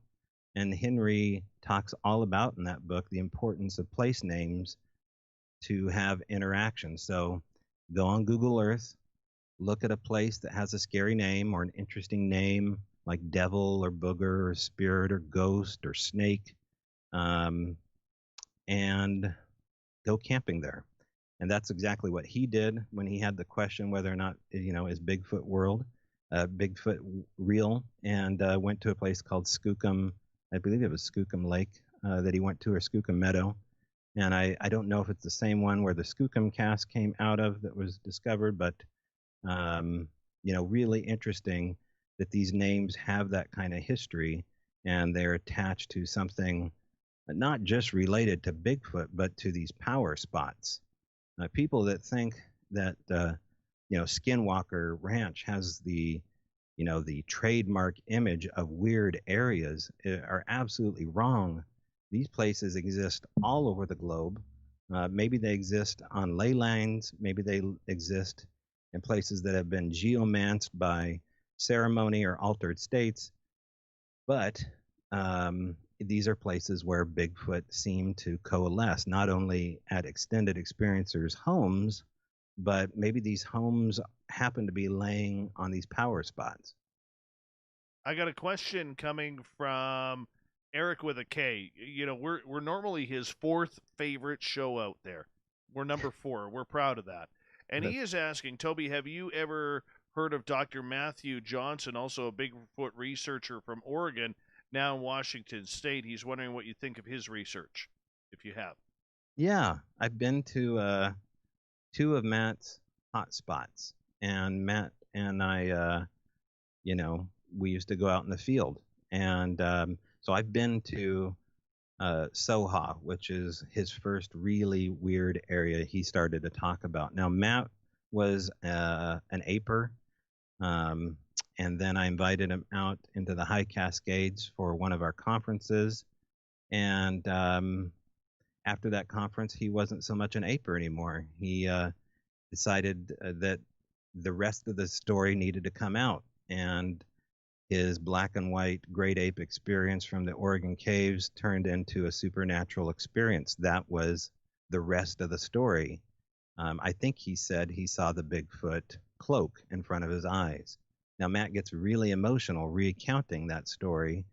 If you go watch his testimony after it happened with the park ranger there, you'll see that he gets very teary-eyed, and he's almost reliving the experience every time he still tells this story, which is, unusual to see a man that's over 6'5" break into tears. But this is what the phenomena will do to you. Now, Matt has all sorts of specific claims about individuals and where they come from, to the degree I'm uncomfortable saying, I believe that. He knows I feel that way. But a man doesn't travel once a month for 5 hours to go to a Bigfoot hotspot that's BS. You go to those kind of places religiously, like you're having a religious experience, like you're on a vision quest. This is your Mecca, because you're having contact with a spirit being. And he absolutely is. Now, I don't know what he's communicating with now. I don't know what he communicated with then.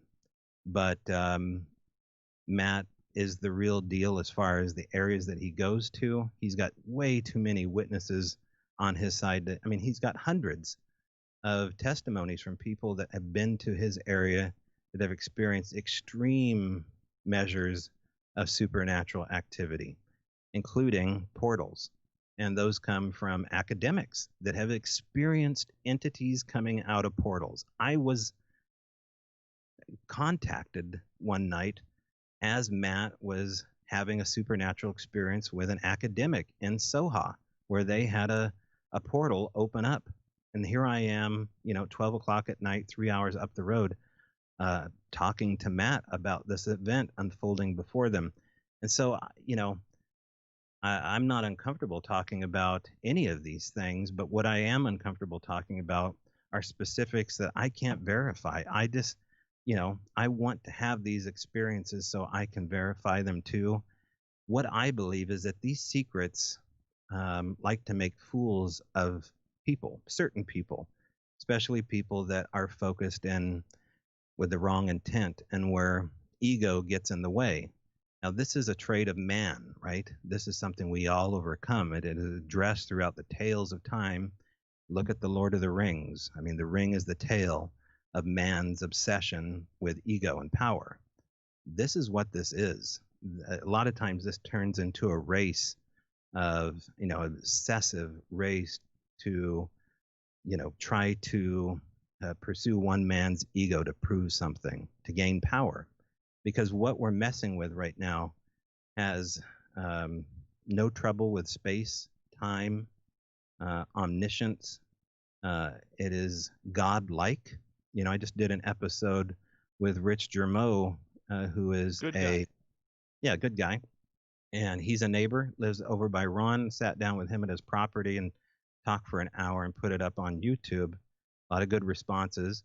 But, Rich had his mind blown and he had to deal with it from an ego perspective too, because now you're looking at something where you have to see, am I unique because I'm having these experiences? Am I special? And thank God Rich walked away saying, no, these things happen all the time. And, I'm no different than Joe Blow out here. But, some people just can't do that. They can't walk away and say that this phenomena is going to beat them. They have to try to beat the phenomena. And I just don't believe you can. What is your opinion of many researchers out there claiming that they are searching for an ape?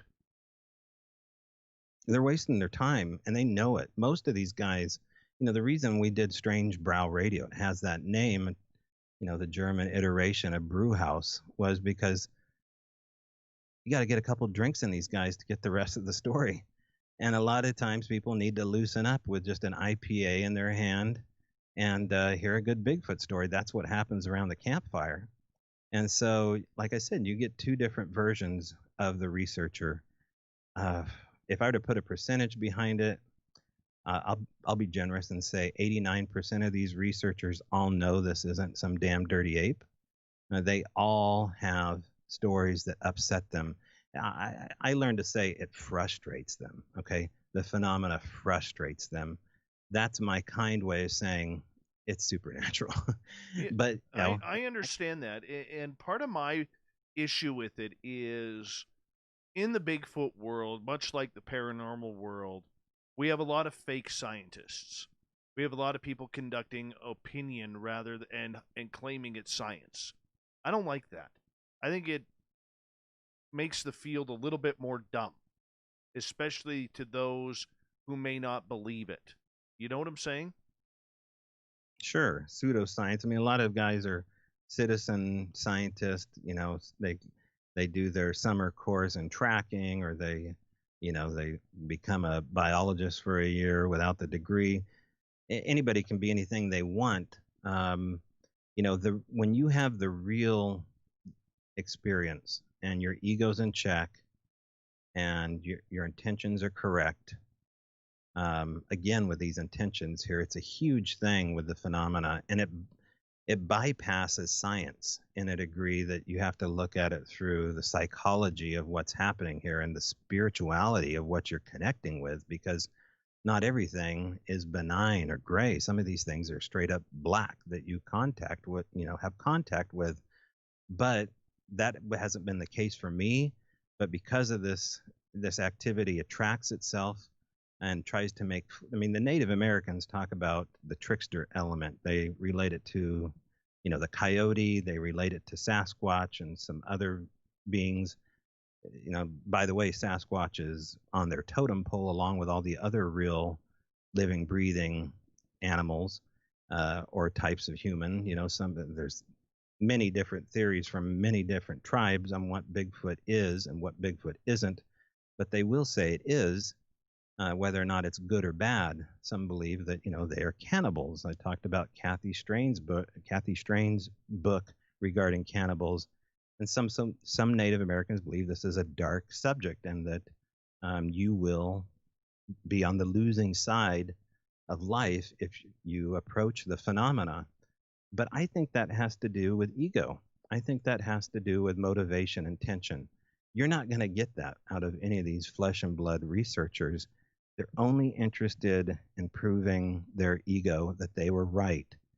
And it's so sad to see, because these are good guys. Like, these are guys that would do anything for you. These are like the red-blooded American dudes, right? And at least the guys I know. And yet they're so trapped because they will not give up the goat that they've so embraced the whole time here. It's something so different, so much weirder. And, I can't put words in their mouth. All I can tell you is that I feel as though it's a waste of time. These things love to waste your time. They love to watch your wheels spin. And so, you were talking about cameras. You're not getting any action. You put the cameras out, the wildlife disappears, everything goes in a vacuum, no activity. You take the camera away, things start to act up. These are not attributes of, squirrels and deers and any other creature out there. You can get amazing evidence with a game cam. Yes, they can see the IR beam periodically, but whatever is happening with the use of cameras in the field, I said that we don't have permission yet to take photographs of them. I don't know if that's necessarily the case, because why would they let us leave out recorders? They seem to be perfectly fine with audio equipment. Where we're headed in this talk is to a place called the Al Moon Lab, the Ultimate Extended Experiencer event that coalesced the supernatural with Sasquatch to a degree that it overlapped it and totally enveloped me and this family, Daryl and Cindy Adams. We were able to record constantly on this property, but the minute we set out a game cam or a FLIR, weird stuff would happen to the cameras. And so, to explain that to the degree where it makes sense, it almost gets back into what Cliff was saying, where you have to explain it away in such a degree that it's more ridiculous than the supernatural theory that they have a power that we don't understand yet. There was that story out of Mount St. Helens from around the 1930s where the hunters/miners were attacked in their cabin. As we got about 90 seconds to go here before we go to break, do you believe there are packs of this creature that are not as docile as most that seem to wander around the forest of the Pacific Northwest? Yeah, the same way that you would wander around the wrong streets of Seattle and wander into, an anxious group of Antifa or something. Yes, there seems to be that as well, but there's these other cryptids out there as well that don't seem to be on the same page as far as being socially acceptable. And I can't discount what those entities are either. I don't know what they are either. I look at that story at that cabin, and it just makes me think, wow, did those creatures attack because they were threatened and the one was shot? Or did they attack because we've heard all of these legends and stories that the creatures around Ape Canyon or Mount St. Helens seem to be just one pissed off bunch? Yeah, well, I think the legend goes is that there was, I think, a kill maybe involved before that group came in, and they were there to revenge the kill, if lore is correct with that story. I know that if you go to Ape Cave, the park rangers will tell you that Ape Cave and Ape Canyon got their name from some whole other incident that happened not related to Bigfoot. Well, let's hold on to that right there, because we do got to go to break. At the bottom of the hour, Toby Johnson continues talking Sasquatch here on Spaced Out Radio right after this.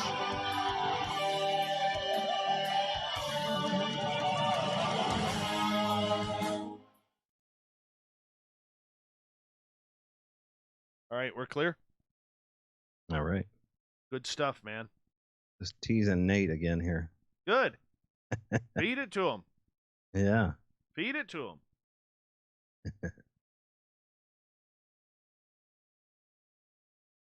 Hey, Nate, I know you're listening. Could you answer the age-old question about why on the Hallmark movies that every woman is a journalist by career?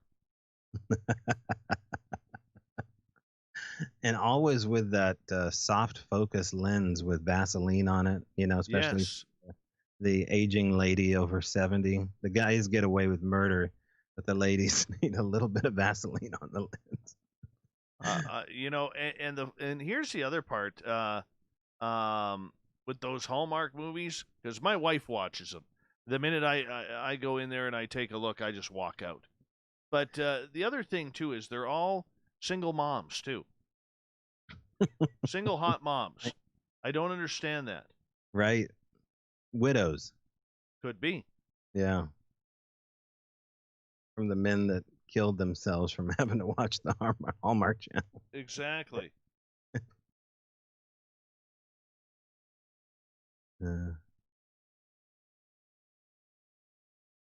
Nate, same damn story, different town. Mm-hmm. Mm-hmm. Yep.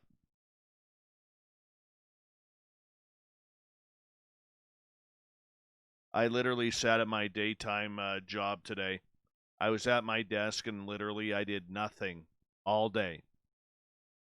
Only to get a phone call saying that a water pipe had burst in my house. That was my day. Oof. Yeah. And if you know me in construction, you will know that I'm useless. Okay? Absolutely useless. You can pretend. No, I don't even pretend. I don't own tools, man. But you got YouTube. You can go DIY that. Yeah, I tried DIYing my own YouTube videos with the exact same program that I have for editing and the same model number, everything, and mine doesn't have a button that theirs does that apparently I need. I paid for that too. Yeah, I know I had to DIY this mixing board I'm on right now that I've had for the last 5 years, and I thought, I'm going to bust this mixing board out for Dave and give him some better audio than I usually do instead of you're sounding beautiful. SD mic. You're sounding beautiful. You're sounding beautiful. You could actually, you have the voice of a Hallmark star, man. You and Nate Rudd hanging out, voicing over Hallmark movies. I'd buy that. I'd totally buy that. I know. She was at the grocery store. I know. Exactly. A widow. Exactly. Just fired from her journalism job at the New York Times, and now she picks up the job, right? As a journalist in the 500 population 500 town of whatever, United States, filmed in Canada. And always starring Ricky Schroeder. He's always getting a guest appearance in these shows. That I haven't noticed. Oh yeah, it's a thing. Yeah, and usually it's Bruce Boxleitner too, because he hasn't done anything since Scarecrow and Mrs. King. Right. Or the mom from Family Ties. I think she makes it in there once in a while. I forget who she is. Oh, was it not Burgess Meredith? That was the guy. She had a. Oh yeah. I know who you're talking about. I think. Who was the mom in Family Ties? Meredith Baxter Burney. Yes. That was the first time I ever heard the name Meredith, and I was like, who the hell names their kid Meredith? Right. It's making a comeback. Oh, my gosh. That's terrible. I just watched Tremors Part 5, and it had the had father from Family Ties in it. He's still doing the Tremor franchise. Well, he's got to do something. Can't put Michael J. Fox in there. No. Wait, that's the wrong name, Tremors. Oh my God. Anyways, thank you to Anne Celine Grendel and Ladybug Bigelow, Alaska's greatest athlete, for the super chats tonight. We want to say thank you to all our new subscribers as we enclose on 10,000. Here we go with the second half of the show right now.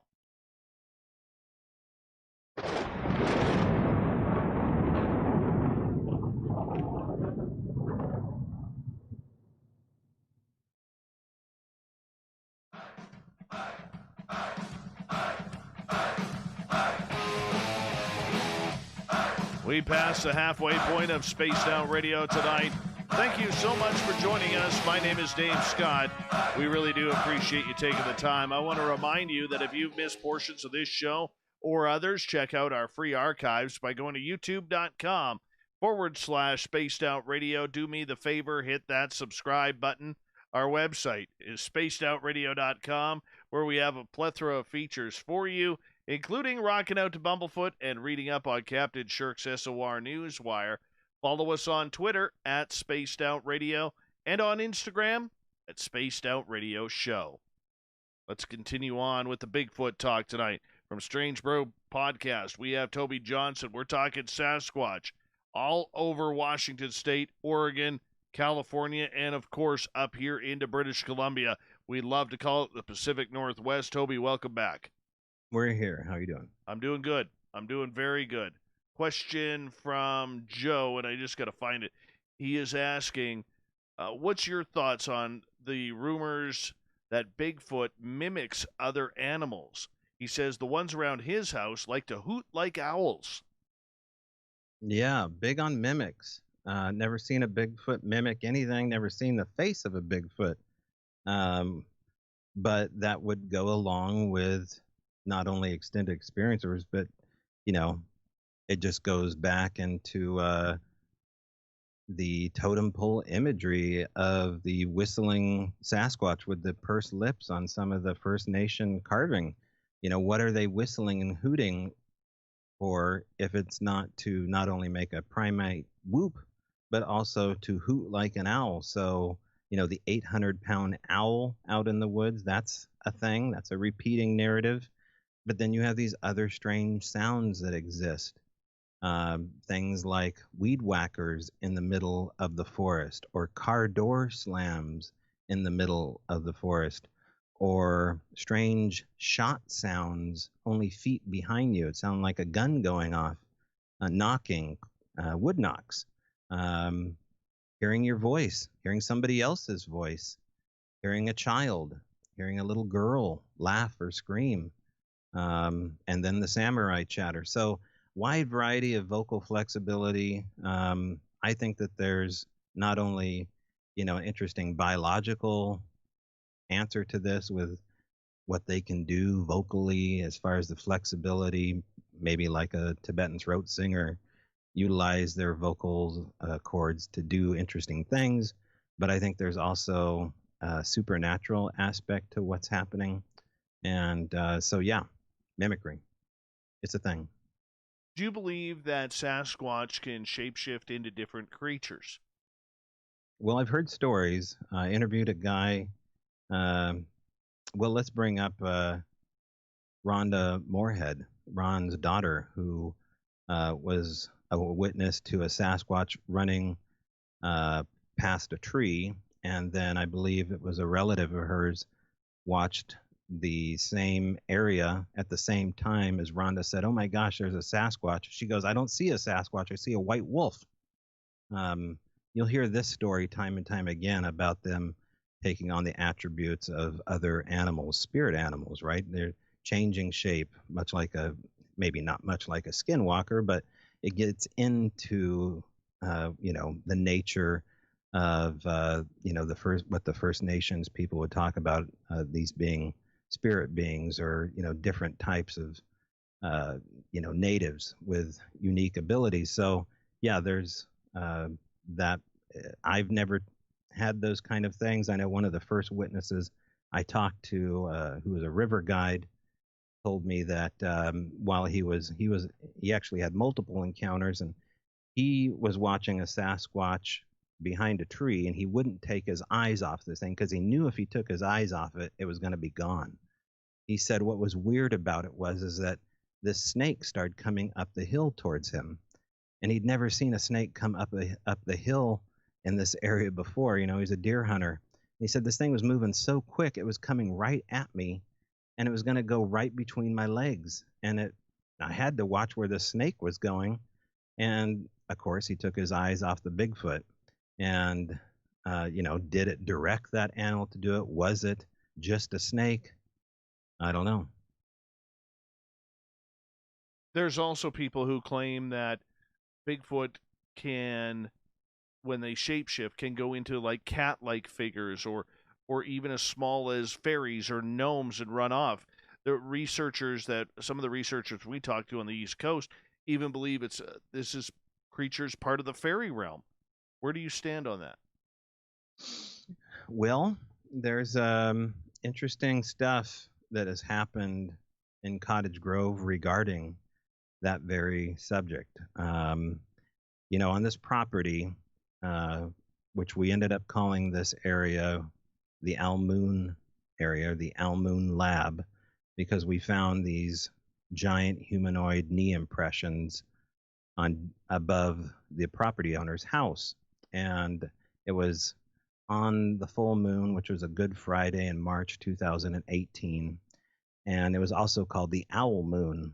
And so we decided to call these giant knee impressions, which are, from all rights that we can find out, are Sasquatch knees. They're large humanoid hairy knees. They've been looked at by, good enough reputable sources to say that now, hair and anatomically. So these owl moon knee impressions come down to Daryl's property and go inside his garage. I befriend this husband and wife who are new homeowners to this farmhouse in Cottage Grove, and weirdness ensues. Now, there was so much weirdness going on from the get-go, even before we brought the knees, but as soon as we brought these knee impressions and put them in this enclosed space, it was almost an invitation to the paranormal. Let's take one of the incidents here and fast forward about a year and a half after the property owners move out. We decide to go into the land above the house and access, several thousands of acres of BLM property and look into where the phenomena is coming down from, mainly the tree line and the power line. A guy goes up into the tree line one day with the property owner to see Sasquatch, a guy by the name of Mark Parker. And I interviewed Mark on the show about what happened to him. Now, by this time, so much weirdness has happened. And we basically tell this guy who's an aper and a hunter that this is a really weird spot. And eventually, if you go up there, something weird is going to happen. And so here's this, flesh and blood guy up in the tree line. And I think it was around 10:30 at night. He had his night vision scope that wasn't recording, panning through the tree line. Now, he'd already had his game cam deployed and disarmed a couple times and found strange things on the SD card. So he was interested in how that happened. That never happened before. The game cam had been popped off the stump and laid down face first, and then all these weird light anomalies start showing up, and the food that he's leaving out suddenly disappears within a shot without something taking it. So he's interested, what's going on? Well, we're telling him it's the supernatural. They're totally aware of your intentions. They're disarming you, and they're letting you know. So this night, he's sitting on the tree line looking down at the spot and sees white sparks and then red balls of light in the tree about 50 feet up. And Daryl, by this time, is acquainted with what these lights are and says, the red ones may mean that we're going to have a little bit of action tonight. We might be in trouble. Because whatever the orange and red orbs are, they're way more aggressive. Then he sees what he describes less than 50 feet away, coming at him at over 10 feet tall, was a Sasquatch walking parallel to them on the road at them. And Mark bolts out of his lawn chair, gets in his car, and takes off and calls me. And so we do a show about what had just happened, like moments after it happened, which is always great to do, right? If you're doing pre-recorded radio. And so, he thinks that the lights were absolutely connected. I just heard a story not too long ago on a different show about a guy who saw an orb drop off a Bigfoot. Like it took the shape of an orb that was almost giving birth to something, and then it dropped down, living, breathing entity, a Sasquatch. So, very strange stories, a lot of fun to think about. I've never seen anything that wild, but once you see these lights, you get real acquainted that they're organic in nature and that they are aware. There is this, total awareness of who you are and what you're up to. They're like little probes. And then the Bigfoot stuff generally happens within that span. It's like a little probe or business card being thrown out. So with these orbs, do you think they come in different colors for different shapes and sizes to kind of say what the attitude of the creature is? Yeah, I don't know. That's cool to think of. Like, it kind of makes sense, right? If you saw something red or turn bright red, or, that would be a form of, like dangers coming. These red got its, color for a stoplight or a stop sign for a reason. So you'd notice it, it could have been bright blue. It could have been all these other colors, but we chose red. So, that kind of makes sense. Certainly in the UFO world, the orange orb phenomena is a thing, and those are always classified as being way more aggressive, and they pursue people. I've heard reports of giant fireball type orbs, chasing cars on or near this property up the Marcola drainage area, headed up the Cascade. There was an interesting story about an orange orb chasing a pickup truck. And so it's the same thing, as far as these Bigfoot areas having more light phenomena than, let's say a place like Area 51 or, any of these hotbeds of UFO specific activity. I don't know, but generally speaking, these extended experiencers will talk about the more strange stuff. And gosh, most of them talk about the light phenomenon. Does the light phenomena or these orbs, are they more proficient during the day or night? Yeah, good question. Definitely harder to get reports for daytime orb stuff, although in our case, we did get some daylight UFO action, including what looked like a propane tank flying over the house. Oh, nice. Tiny tic-tac, silently floating, 12 o'clock noon. Got great cell phone footage of that thing. No wings, no thrust, no sound. Probably less than, I don't know. It looked like it was less than 3,000 feet off the deck. But yeah, but as far as these organic lights in the daytime, I haven't heard a whole lot of reports from that, but someone can chime in if I'm wrong. What is your thoughts on David Paulides from Can-Am Missing 411, kind of hinting that a lot of these Sasquatch creatures may be kidnapping people, children, women, because there's a lot of stories where we hear of, in his research, where a child goes missing and 2-3 hours later it's found, 15 miles away. Well, there's a case of a missing hiker named Jake Dutton from an area in the High Cascades in Oregon called the French Peak Drainage. Before Jake went missing, Professor Zhang Zhu, I think his name is, was I believe a physics professor at the University of Oregon. He went missing less than 5 years before Jake in the same area, and all they found of his was I believe a briefcase, if I remember correctly. He was spotted on the trail, waved to some people having a picnic, and then this professor disappeared. Jake Dutton goes on the lower portion of French Peak Drainage, and does a simple 2 or 3 night camp trip. I think it was a solo. Yeah, I know it was a solo camp trip because he wrote on his dry racer board things that he had to do when he got back from his camp trip. Anyway, Jake Dutton was a prior Coast Guard reservist, I believe. So he obviously had cold weather training. Young guy, fit guy, and simply vanished. I sent some friends up there. Actually, they went up there days before I did and went to look for Jake. And also, both of these guys had the paranormal opinion of Bigfoot, the same as myself. And they were antagonizing the phenomena. Let's just say, for lack of a better word, they went out there to basically see if they could, antagonize the woods to bring in something. And later that night, after they went to bed, one of the guys woke up the next morning to find that he had moved 30 feet away and was laying face down in the ferns. And as he got up to find out, how he moved so far away from where he was camped and laying out in the open, he found out he was covered in urine.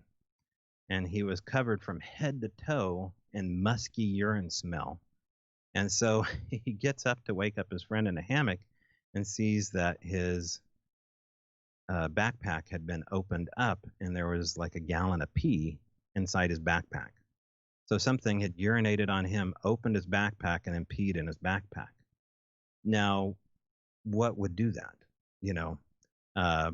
I know one thing that would do that, and I don't know of two things. I mean, maybe a human would do that if they were completely inebriated, but I found those guys in the woods the next day, and I smelt the urine on Todd's clothes and saw the backpack and talked to Dave, who was there with him. And they said there was so much urine in that backpack that they had to pour it out like you would a milk jug. So something. Why not save that? That's what we needed.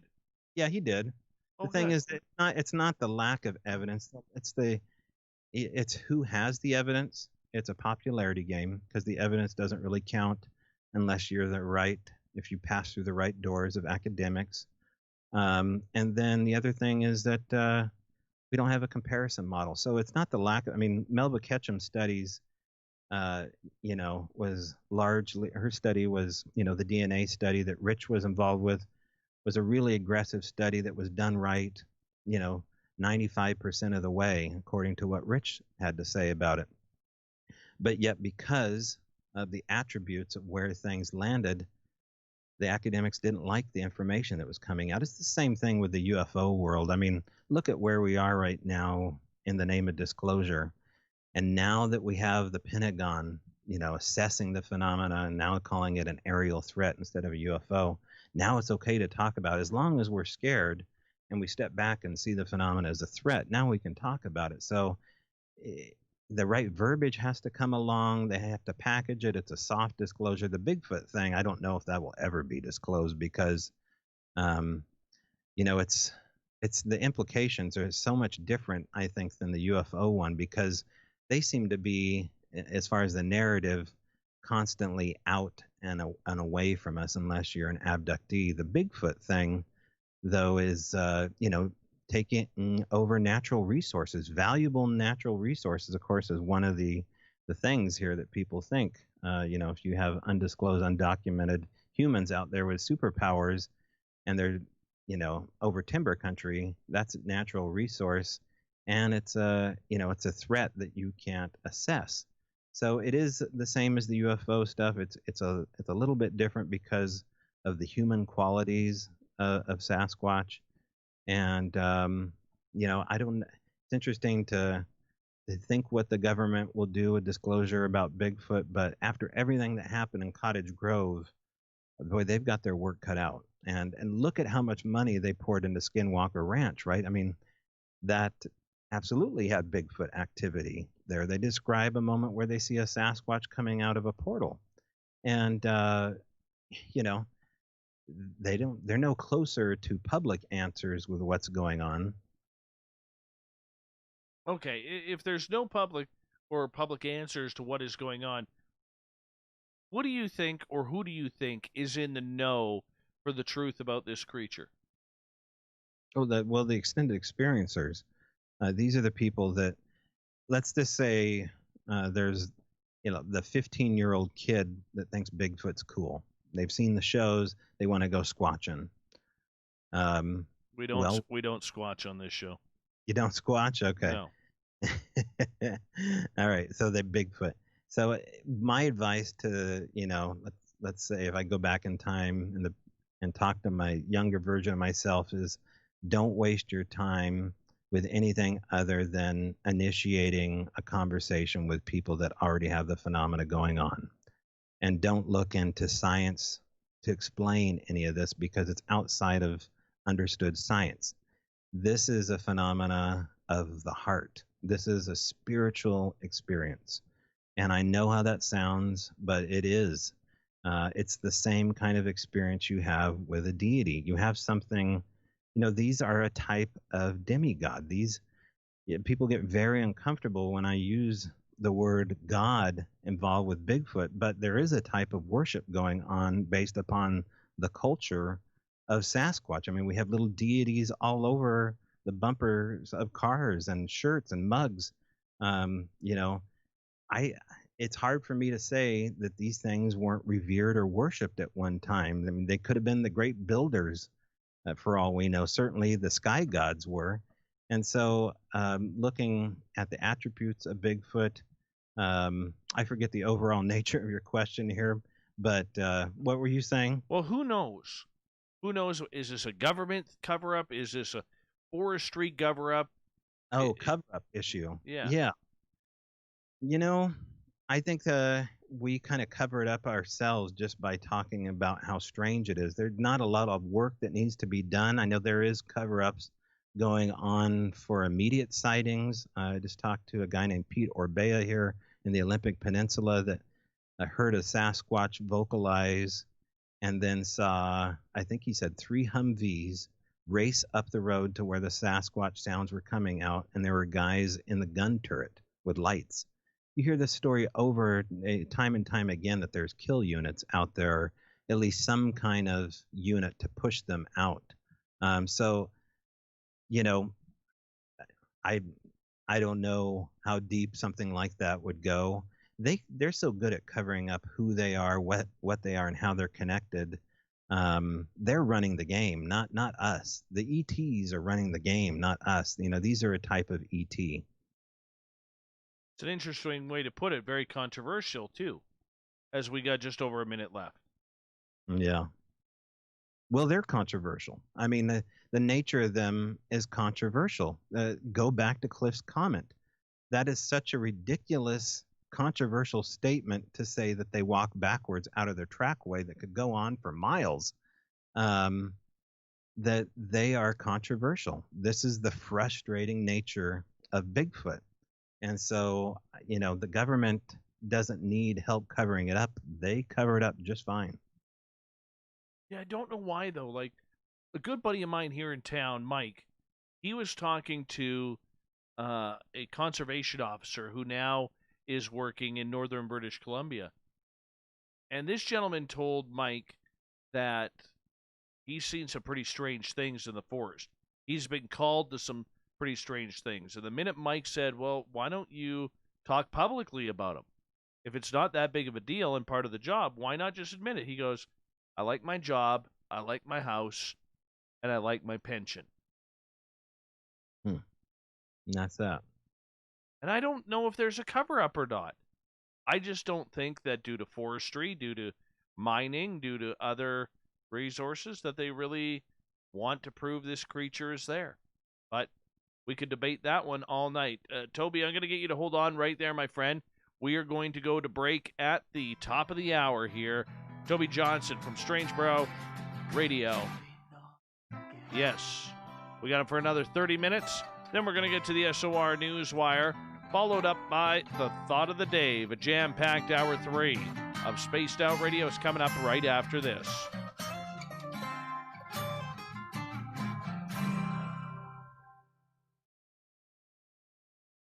Okay, man, I'm just going to run my dogs outside one more time here, okay? I run my dog too. Okay. Looking for creative ways to get your company out in the public? How about advertising on Spaced Out Radio? Our sales department is waiting to hear from you, and we can work around any budget. From commercial spots to banners to special promotions, there are many opportunities to get your name and product out to our SOR listeners. For a price guide and more information, please contact us at sales@spacedoutradio.com. Hello, this is your guitar man, Ron Bumblefoot Thal, and I have to tell you, I love the response I get for Little Brother is Watching from Spaced Out Radio fans. It's amazing how music can inspire and make people think deeper about what's going on in the supernatural world. You can head over to my website, bumblefoot.com, to check out my music, my guitar workshops, my touring, even check out some of the hot sauces that I'm working on. And make sure you keep on listening, because with Spaced Out Radio, you know Little Brother is watching. We're adding to the entertainment online for Spaced Out Radio. I'm Amber Beckrud, and I want to invite you to subscribe to our YouTube channel and check out Cryptid Tales, where I will take you on a journey into some of the strangest legends and lore from around the world, relaying the stories to you of the strange creatures and experiences that people have had throughout time. You can find Cryptid Tales at youtube.com/Spaced Out Radio, and while you're there, don't forget to check out our free archives and leave a comment. See you there. Hey Space Travelers, this is John Resig, founder of the Tribe and Tribe Charities. If you know anything about our website, you know we like to do things a little different. We're not some faceless organization collecting money for a nebulous cause. Our donor dollars go directly toward life-improving items. Then we give those items directly to an underdog who needs it most. To become a donor with Spaced Out Radio's official charity, Tribe Charities, just go to tribecharities.org/donate. The party is always on at the Moose Vancouver. The Moose Vancouver is where you want to be when visiting Canada's West Coast.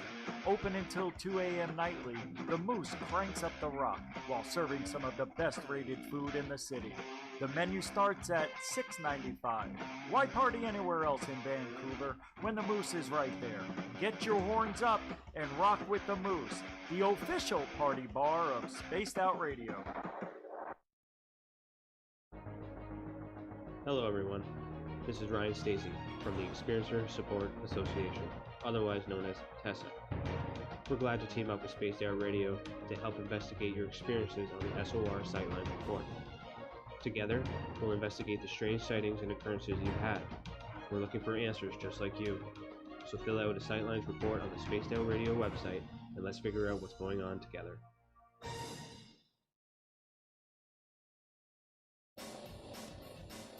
We all know on Spaced Out Radio we love a good beard and mustache, so why not take care of your facial hair with Mighty Moose Beard Oil? Made in Canada, we're taking care of beards and stashes around the world. We use 100% natural ingredients with our oils and balms to make your whiskers feel silky smooth. Use promo code SOR2019 at MightyMooseBeard.com today.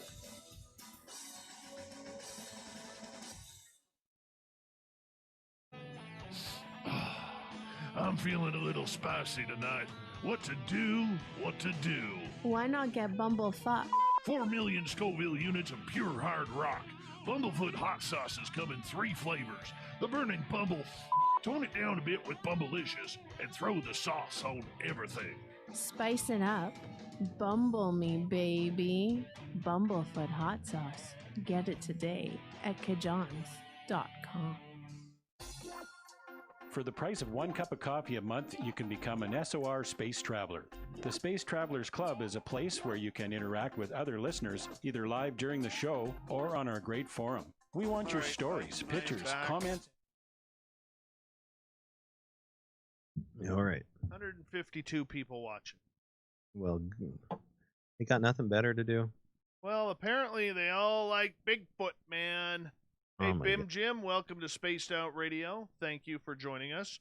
Nucker, good to have you here. If you're new to this channel, don't forget to hit that subscribe button. We are pushing for 10,000 before the end of the year. That's my little favor for that I'm asking for, considering I do this 5 nights a week, right here, 9 p.m. Pacific, midnight Eastern, for 3 hours a night. Yeah, I'm crazy. I know. So Yeah. Hit that subscribe button. That's all I ask. You having fun? Good time. Thank you, man. Appreciate that. Like the Ferrari vest. Yeah. Yeah. Is it parked right outside, or I do you have wish. it covered? I wish. It's about as close to a Ferrari as I'm going to get. Me too, man. I got my little scooter, my little Jeep Renegade. That's about all I got. I have I drive a Ford Ranger. Ooh, Ford Tough. Yeah. That was my first Bigfoot adventure, was in a Ford Ranger. Yes. I like my little truck. Fun. Yeah, rusty. Yeah, a lot of fun. All right, my friend, we got 10 seconds. Thank you to everybody who's hit the thumbs up, thumbs down. You can do a little shopping for our swag at facebook.com/the SOR Vault. Hi there, this is... Oh, we got one more commercial. I lied.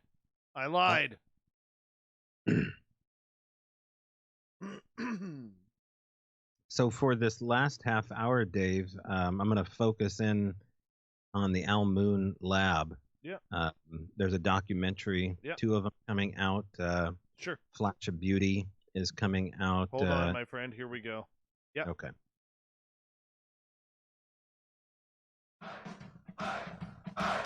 Would you like to connect with us? Head to spacedoutradio.com for all your latest show info. Now, back to Dave Scott and SOR. Welcome back to hour number 3 of Spaced Out Radio tonight. My name is Dave Scott. Thank you so much for taking the time to join us tonight. We welcome back everyone listening in on our terrestrial affiliates around North America and digitally on KPNL, TalkStream Live, and Revolution Radio.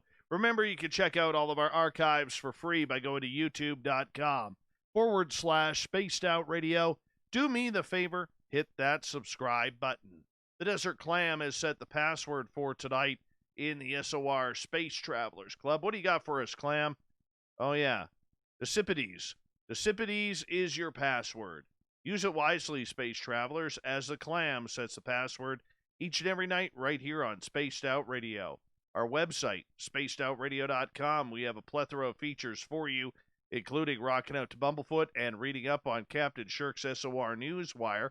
Follow us on Twitter at Spaced Out Radio and on Instagram at Spaced Out Radio Show. For the final time tonight, we introduce Toby Johnson. He's a podcaster, author, documentary filmmaker now, as he is working on that, and we'll bring him on right now. Toby, welcome back. Thanks, Dave. You're working on a couple of film pieces here that you want to talk about because it's all about the phenomena of Bigfoot. Well, it is and it isn't. It's about the psychological aspect of what this does to people and Right. how it changes people. And, you know, the extended experiencers that I've had a chance to talk with, and, you know, I have good relationships and friendships with most of them because when you have an experience like this together, it kind of makes you war buddies. And so, you know, I've got these war buddies of the paranormal that are vast in numbers now. And as I was saying before, this place in Cottage Grove called the Al Moon Lab really is where this story ends, and then picks up again where I live today, which is a story for a different time.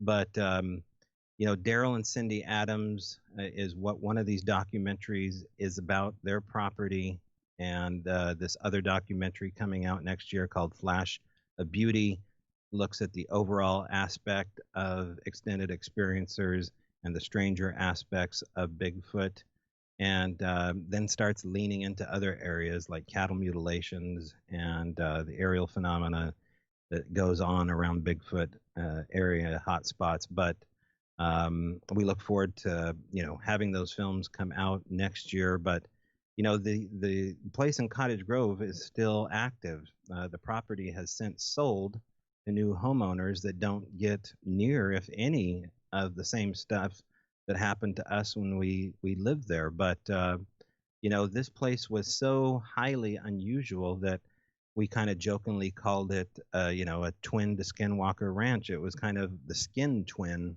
was the term that we were using to describe this. And things started off slow, like maybe you would expect in a haunting, where you would hear raps or knocks, or you would hear thumps, you would hear, little tiny sounds. Maybe it sounded like a rock getting thrown at the house. And we started to record these sounds. And then as I said, we brought these impressions down to the house. And the homeowners had only been there for maybe 5 or 6 months and erected this giant metal shop right next to their house. And they basically had nothing in the shop except a couple tools. And I said, well, I'd love to build another Bigfoot for Ron. I built Ron Moorhead a Sasquatch called Biggie.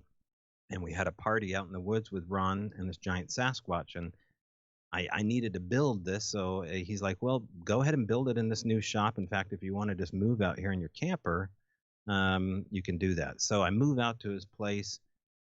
This is a Bigfooter's dream. And Daryl is kind of new to the world of Bigfoot.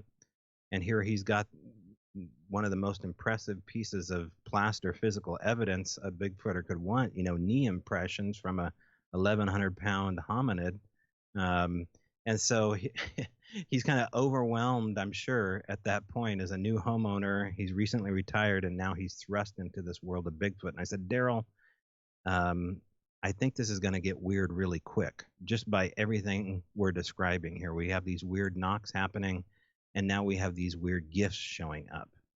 And so these gifts we haven't even talked about, but in short, extended experiences, we'll talk about getting gifts given to them and exchanged back and forth. And these can be anywhere on their property or in their gifting sites. You showed me a basketball with what looks like perhaps oily handprints on it. Now, that's a really good sign that a Bigfoot touched that object, because this oil substance was all over the Almoon property.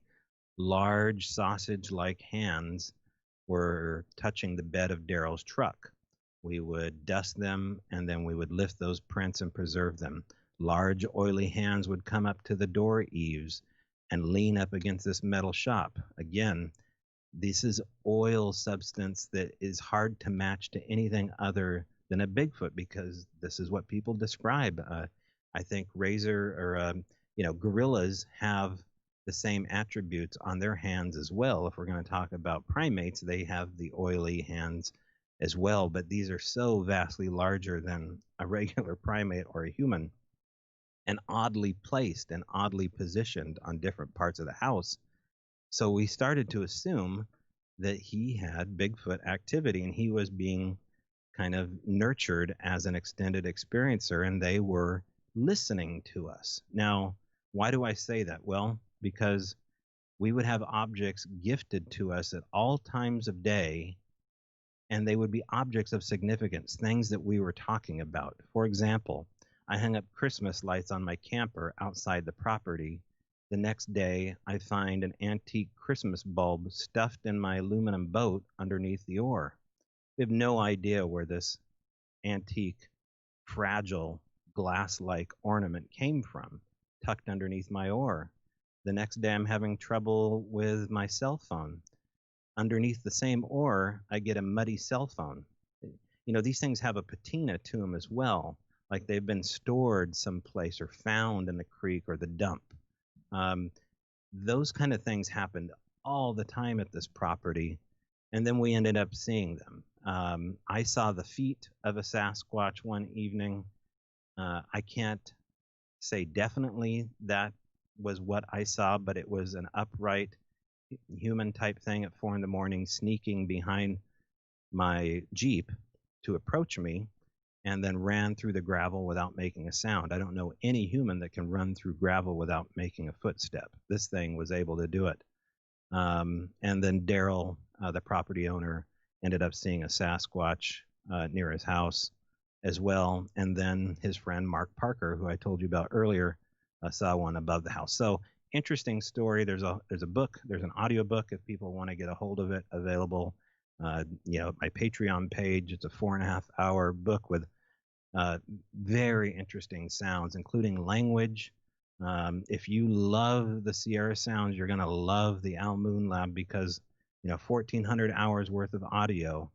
So these things are coming right up to the recorder in some of these cases, and you can hear them percussively talk.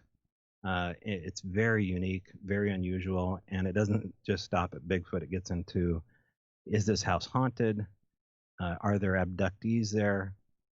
Is there a link between some religious cult called the Hebrons linked to the whole thing? A lot of different loose ends, gray areas, just a really fascinating case. I'm going to ask you in regards to objects that go missing at gifting sites. There is a lot of animals out there that love shiny things. Crows, ravens, many birds, chipmunks, squirrels, animals. How do we know it's not them taking it? Well, you don't. That's part of the beauty of this, is that all these, you got to love a mystery, It's just, you're immersed inside this never-ending, unsolvable riddle inside of an enigma. And that's part of the beauty of it. Generally, for the real dollar bill, is things will show up, not just disappear, but you will get something in return because, food, let's take, extended experience will say, well, I left out an apple pie, but I didn't eat it all. I left out 4 apples, but it left 1 behind. They share, for the most part, there seems to be a culture of sharing. So items disappearing, okay. Something on your phone showing up here. Is that a Christmas ball? That is and I show that to you, and I'll show that to our YouTube audience too. Okay, that is a nickel that has been put on. You go to the dollar store, you get, it looks like a giant plastic sucker, and it's filled with gumballs inside. Huh. Okay, I put that in a tree at our gifting site. Now, the nickel on there was placed there. Yeah. And the week previous, we had a nickel disappear. Now, that nickel that's on that machine there, or on that plastic thing, that is a 2019 nickel. Mm-hmm. The one that went missing was a 1960s. Okay. So is there an exchange? I think there was.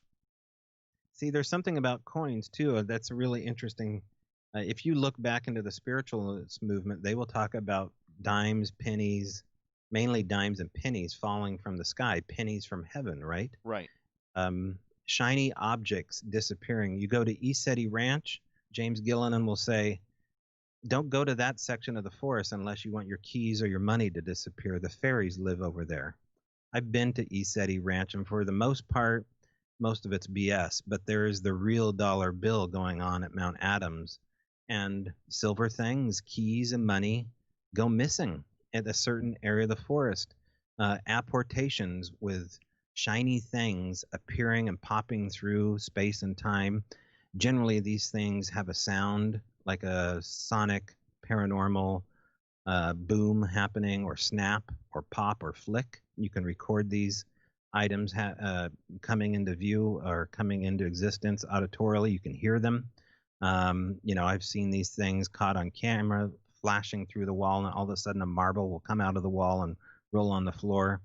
I think that's maybe more what's happening with things like that gift that you got. Now, we have a quarter here that we hide underneath a flat rock on one of our gifting stumps, or our altars, as we call them. And the quarter's taken out from underneath the flat rock periodically and set on top of the flat rock.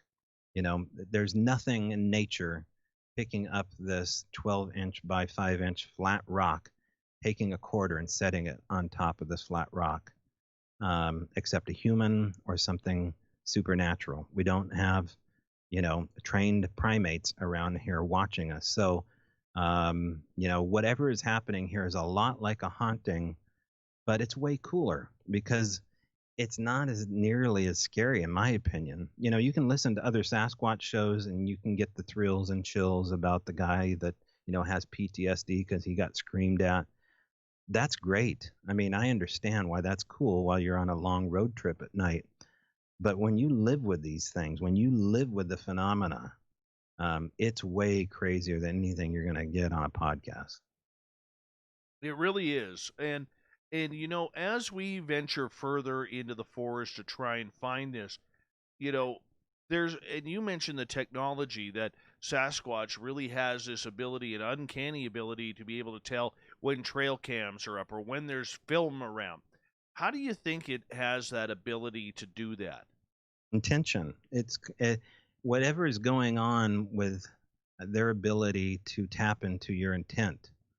That's the first thing that the noob needs to understand. I don't understand everything, but I know that my motives and my intent are being read, you know, on a, you know, Tom Powell calls it a coconut telegraph, a hive mind. They're tapping into what remote viewers are able to tap into. I've, you know, took 3 months of remote viewing and it absolutely works. So these, you know, God-given gifts, right? Even Christ himself said that, you know, that which I can do, you can do too. You know, trying to tell the disciples to walk on water. And, you know, we need to be able to lean in onto what our God-given gifts are here. You know, I think they're trying to help a certain portion of people to do that. And, you know, so for those kind of things, you can only help, you know, some people. Not everybody is meant to take this red pill. They're just not. They're not equipped for it. You know, some of us are and chase after it. Those are the people that I talk to on my show. Oh, very interesting. Very interesting. What about cloaking? What's your thoughts on this creature being able to cloak? Well, they cloaked at the Almoon Lab on one occasion for certain, and perhaps on a second occasion because when Daryl had his sighting near the power line, which power lines are a huge thing with Sasquatch. And I don't just think it's because it's an open trail for them to run on, because there's interesting power losses that the power companies can't account for. And now I'm not attributing that all to Bigfoot, but I may be attributing it to some of the supernatural things, including UFO sightings that happen over power lines. So in that case, Daryl saw what looked like something skipping through time. Said he was surprised at the shape of the Bigfoot because he said it looked like Minute Bull. It was lanky. It wasn't a big, broad beast. It was a tall, lanky wildman. And in the documentary, which I just watched the teaser for, Flash of Beauty here, he talks about this being skipping through time. And he took a quick photograph of it, and it's slightly transparent image of something jumping into the bush that you can't really say is any more than a blob squatch. And, you know, with all of the technology that we have, we should have something better than a blurry photograph at this point. But largely, that's what we have. So are they doing something to the cameras because of the way that they're shaped and formed and, you know, a light energy or vibrating at a different frequency? Everybody should go see the Barb Shoop Cloaker video. Go to YouTube, type it in now. Barb Shoop, SHUPE, Cloaker video. Okay, Greenwater, Washington. You cannot debunk Barb's video. Now, she thinks that she has a baby Bigfoot there, mid-cloaked, running away, or totally cloaked, moving from right to left. I don't know what she's got, but she's an extended experiencer from Mount Rainier, and that's one of the best damn cloaker videos of something close up on camera. We've only got about 5 minutes to go here with you, and this is a show that once again has flown on by because I love this topic. I really do. I hate the fact that it always comes down to whether or not we need a body to prove the existence of this creature. Now, for those who've experienced, for those who have seen Sasquatch up close and personal like I have, or at a distance, it changes you. And it changes you in a way that it makes you more curious. You want the event to happen again. But there are definitely more people out there, Toby, who have never, ever seen this creature, do not even believe that there's footprints out in the forest. Maybe they're mostly city dwellers, who think that going out in the forest is taking a hike on a local trail. But when you get deep in the forest where the chances that nobody has ever walked there before, and all of a sudden you see massive prints, that's where things get a little haywire. But my question to you is this: do we need a body? Well, no. I mean, straight out, we don't need a body, and we don't need the people that think we need a body on our team. It's you're never going to be able to prove this to anybody. The secrets keep themselves secret for a reason. And there's been reported kills that have happened throughout the ages. The Minnesota Iceman, the Sierra kill, the military did this, the military did that. It's not like that.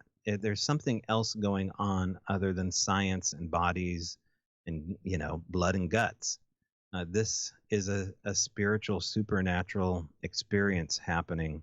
And there's a greater story being told here than science and trying to prove this here. This, again, gets into your intent. What are you looking for? In the end, when you go out looking for Bigfoot, you end up finding yourself. It is though Bigfoot is holding a giant mirror in front of its body and saying, self-reflection, who are you? What's your motives? And what is this really all about for you? And it turns out a lot of it's about ego. And I think body is a part of that ego. Okay. So getting back to the whole cloaking aspect of things, do you believe this creature has the ability to disappear in front of people or come in, like we talked about animals earlier, but I'm saying like literally cloak itself, like we see these invisible cloaks that the military is trying to put together now?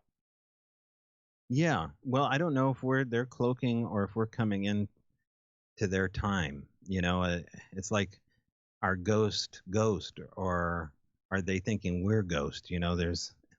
I've heard some interesting EVPs that may dictate that they think we're ghost. Like the show The Others with Nicole Kidman. So yeah, I don't know if they're phasing in or if we're phasing into their world. But the idea that the Predator comes out in the mid 80s and these screenwriters just suddenly make up this theory about this thing that pixelates into view, that came from somebody. I don't know if that came from like Air Force, naval intelligence, what screenwriters get, what kind of information comes their way, but they get dribs and drabs. They certainly did for Close Encounters of the Third Kind. And, I think this idea of something cloaking in and out of view has been around for a long time. Yeah, I have you ever seen the cloaking? Yeah, I've seen what looks like a mirage, but I couldn't say for certain what it was. It was on camera. We broke it down. As far as me visually seeing it, beyond that, no, but it was within the area that we research at the Al Moon Lab. It was a tube of distortion, which is a new thing people are describing, which almost looks like a long pool noodle rising up out of the ground, a distortion waving around, a pixelated distortion tube. So, but that is as close as I ever got, was pool noodle distortion. Yeah, I've seen the pixelation, and shortly after the pixelation, and it looked like the little squares. When they pixelate someone's face on camera, because they want to distort what the person looks like. Sure, that's what it looked like, and that pixelation was from ground to about 8-10 feet tall, beside a cherry tree. My friends didn't see it. I could see it clear as day. We walk another 30 seconds, and we got roared at right behind us. I've never been more freaked out in my life in the forest than getting roared at by something that you just don't know. My friend, I'm going to say thank you for coming on Spaced Out Radio tonight. Let everybody know where they can find your podcast. Oh, yeah, sure. You can check us out at strangebrowradio.com or get a hold of me at the YouTube channel. And there you'll find all sorts of stuff, including these teasers for the documentary that we have coming out next year, Flash of Beauty and the Al Moon Lab. Hey, I appreciate you coming on Spaced Out Radio, Toby. Thank you so much. Coming up next, we have the SOR Newswire. We have the thought of the day. Stay tuned. We take this thing home next.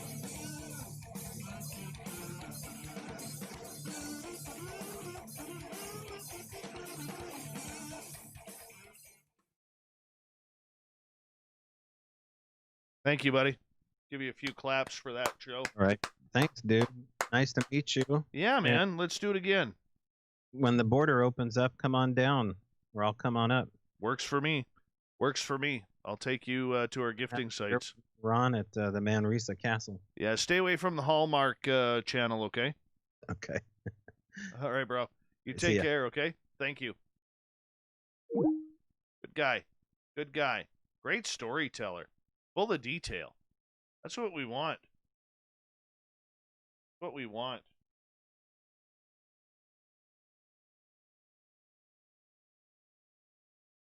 I like them. Good dude. Good dude.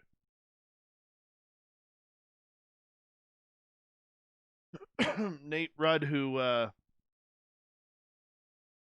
recommended him, is like, you didn't have to tell him I'm addicted to the Hallmark channel, Dave.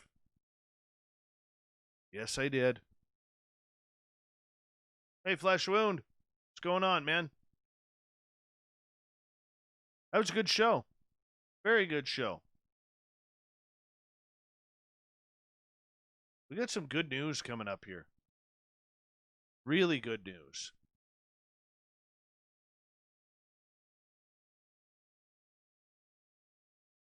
Serious woo in there, people. Serious woo.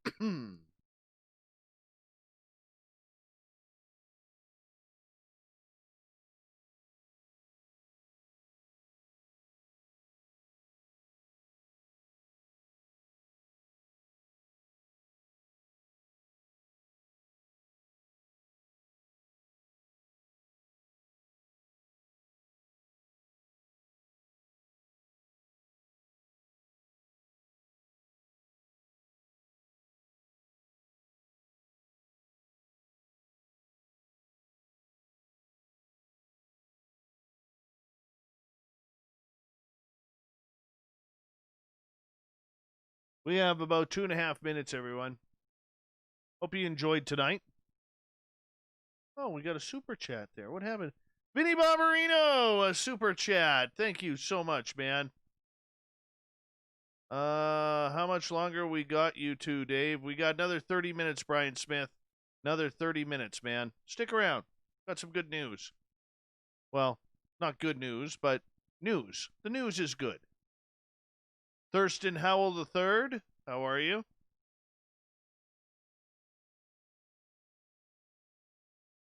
Hey, Bim Jim, I've been reading what you've been, if you're still here, I've been reading what you put in our chat room all night about the First Nations, and I have to say, man, I totally agree with you. Totally agree with you. Thank you for typing that out in our chat room, man.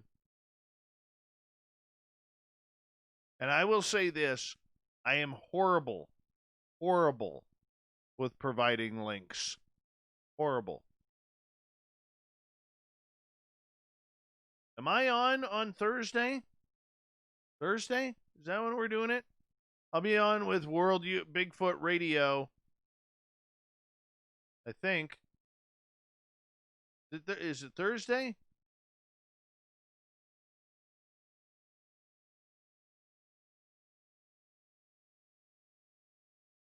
One of these days. Bring the hard questions. Bring the hard questions. Let's get into some of this.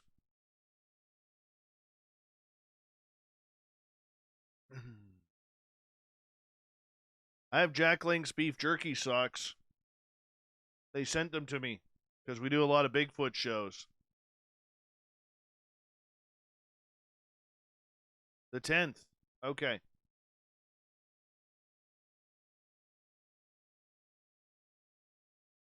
We got like 40 seconds.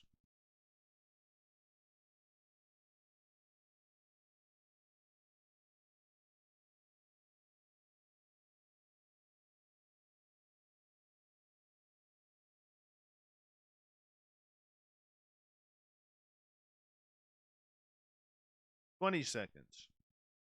Hello, Corinth.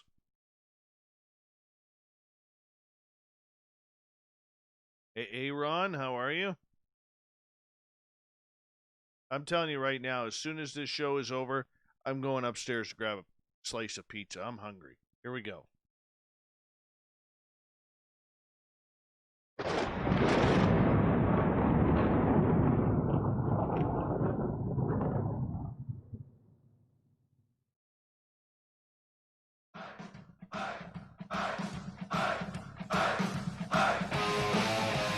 Rounded third. We're heading for home tonight on Spaced Out Radio. My name is Dave Scott. I'm hanging out with all of you. I enjoy your time. I hope you've enjoyed ours as well. Want to remind you that if you missed portions of this show or others, check out our free archives by going to youtube.com/Spaced Out Radio. Do me the favor, hit that subscribe button. Our website, spacedoutradio.com, where we have a plethora of features for you, including rocking out to Bumblefoot and reading up on Captain Shirk's SOR Newswire. Follow us on Twitter at Spaced Out Radio and on Instagram at Spaced Out Radio Show. Speaking of the news, let's do this thing, shall we?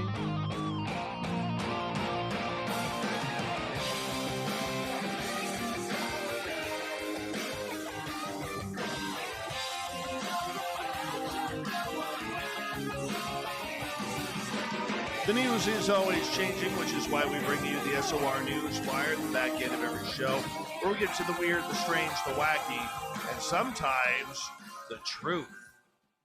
The truth may be out there, but nowhere near as out there as this tale. As you could tell, the writer of this story, obviously not a believer.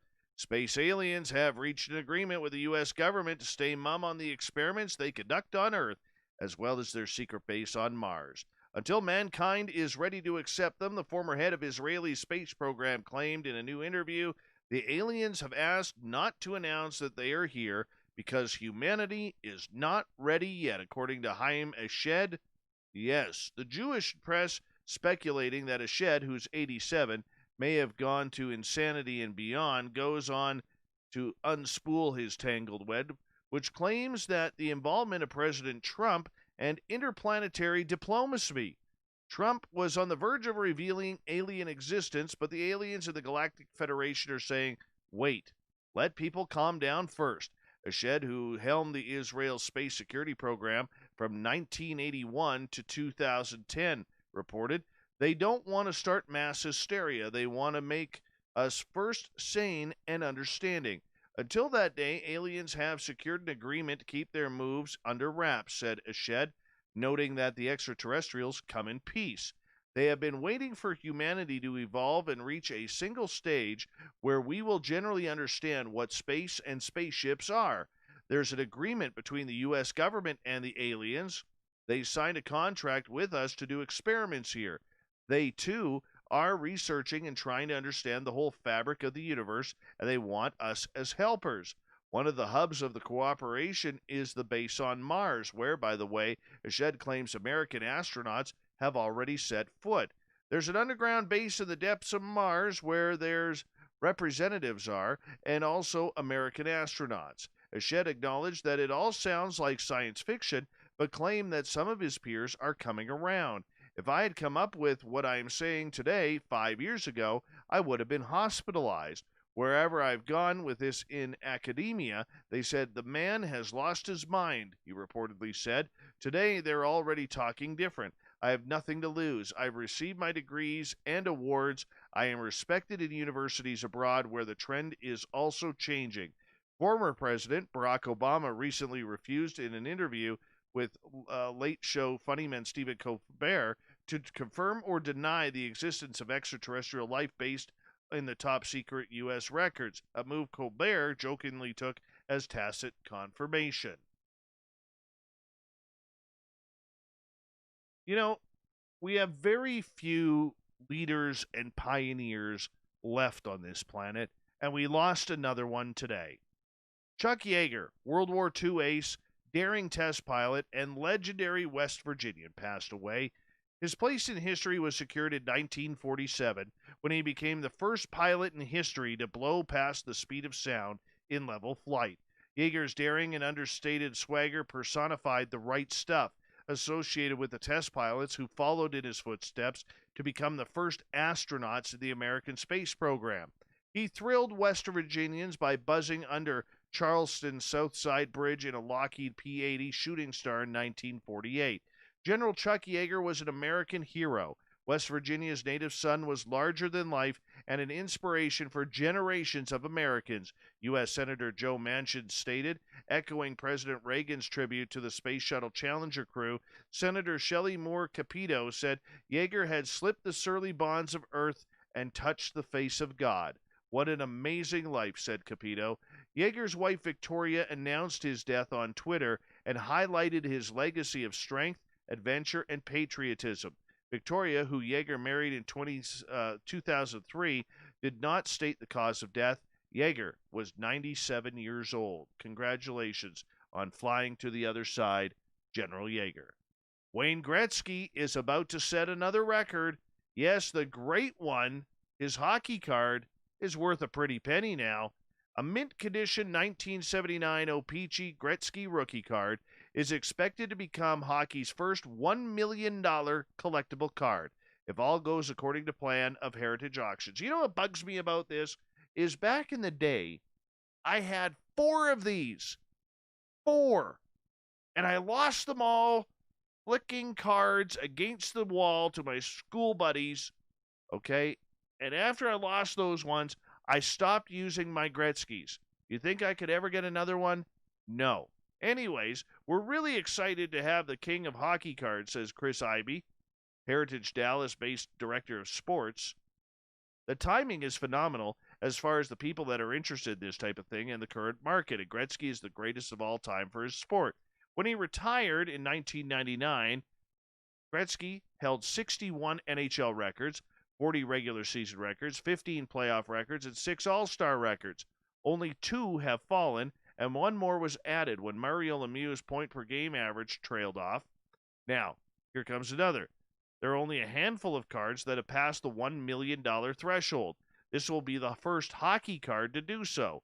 A Gretzky rookie card is not particularly rare. Fakes and reprints have flooded the market. A lot of us will have a Gretzky rookie card in their house and think you've got $1 million card. Odds are you don't, said Stephen LaRoche, a Belleville-based card collectible author and historian. There have been counterfeits since the early 90s. The first thing to look for is a whitish-yellowish spot on his jersey. Some dust in the genuine printing process caused that, but there are also plenty of originals. The same co-signer who is selling the O-Pee-Chee Gretzky rookie card is also selling the Topps Gretzky rookie card. About a dozen others are up for grabs. It's the exact same photograph, but mint condition O-Pee-Chees are much harder to come by. Oh, I want that card back. Want that card back. The treasure hunter who solved Forest Fenn's famed treasure hunt in the Rocky Mountains has come forward. Though if he had his way, he would have stayed anonymous. 32-year-old Jack Stoof, a medical student from Michigan, revealed that he found Fenn's treasure chest, a claim Fenn's family independently verified with Outside magazine, which interviewed Stoof. He disclosed his identity because a recent lawsuit would make his name public, he said. He's not willing, though, to part with the treasure's secrets and the clues that led him to it. Fenn's infamous treasure hunt began 10 years ago when the author published a cryptic poem in his autobiography meant to lead prospective explorers to the spot in the Wyoming wilderness where his treasure chest was hidden. Fenn's estimated over 350,000 people searched for the chest, and a few even died on their journey. Stoof spent 2 years searching for Fenn's treasure, which included gold, jewelry, and artifacts believed to total over $1 million. He found it in the Wyoming wilderness in June. Fenn kept Stoof's identity secret then, at Stoof's request. He described Stoof only as a man from back east. Stoof said he was worried about the safety of his family. For the past 6 months, I have remained anonymous. not because I have anything to hide, but because Forrest and his family endured stalkers, death threats, home invasions, frivolous lawsuits, and a potential kidnapping, all at the hands of people with delusions related to his treasure.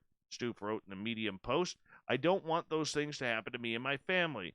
Shortly before Fenn's death in September, a woman filed a suit and said whoever found the treasure had done so by hacking her texts and emails. Stoof told Outside Magazine since Fenn had since died, his subpoena can be transferred to his heirs, who were formerly the only people who knew Stoof had found the treasure. Stoof denied the charges. Since finding the treasure, he says that he is moved to a more secure building with guards and multiple levels of security protects himself. He doesn't have the treasure either. It's in a vault in New Mexico where it will remain until he sells it. Stoof said he'll never reveal the location where he found the chest to preserve the wildlife there and prevent other explorers from following his trail, which could be dangerous. Moving on, divers searching for discarded fishing nets in the Baltic Sea uncovered something extremely rare, an Enigma encryption machine used by the Nazis in World War II. A team found the Enigma machine last month in Germany's Gimlin Bay, which is about 90 miles north of Hamburg. The device famously used by the Nazis to encrypt messages during the Second World War was uncovered by a group not normally associated with marine archaeology, the World Wildlife Federation. German divers working on the behalf of the group were searching for abandoned fishing nets, also known as ghost nets, when they accidentally stumbled on this historic relic. What a find, said Florian Huber, an archaeologist and research diver, at his Facebook page. I will not forget this day, once in a lifetime. Huber normally conducts archaeological dives, but on this day he happened to be assisting the WWF with its environmental protection program. Talk about serendipity and some seriously good karma. After the discovery, one of Huber's colleagues swam up and said, there's a net there with an old typewriter in it. When he went and looked, the group realized that they had found something of extreme historical significance. On Friday, the group handed the Enigma machine over to a German museum for restoration. Ulf Ickerod, head of the archaeological office at the museum, said that it'll be a delicate process and the desalination of the machine alone could take upwards of an entire year. The rare Enigma machine will eventually go on display at a museum. The Nazis used Enigma machines to encrypt and decrypt radio messages transmitted during the war. Unbeknownst to the Germans, however, British intelligence, with the help of a mathematician, cracked the system in 1941. The 2014 film The Imitation Game, dramatizes this historical episode, but the real story and how the events unfolded is much considerably messier. Regardless, the cracking of the Enigma machine had a material impact on the course of the war. All right.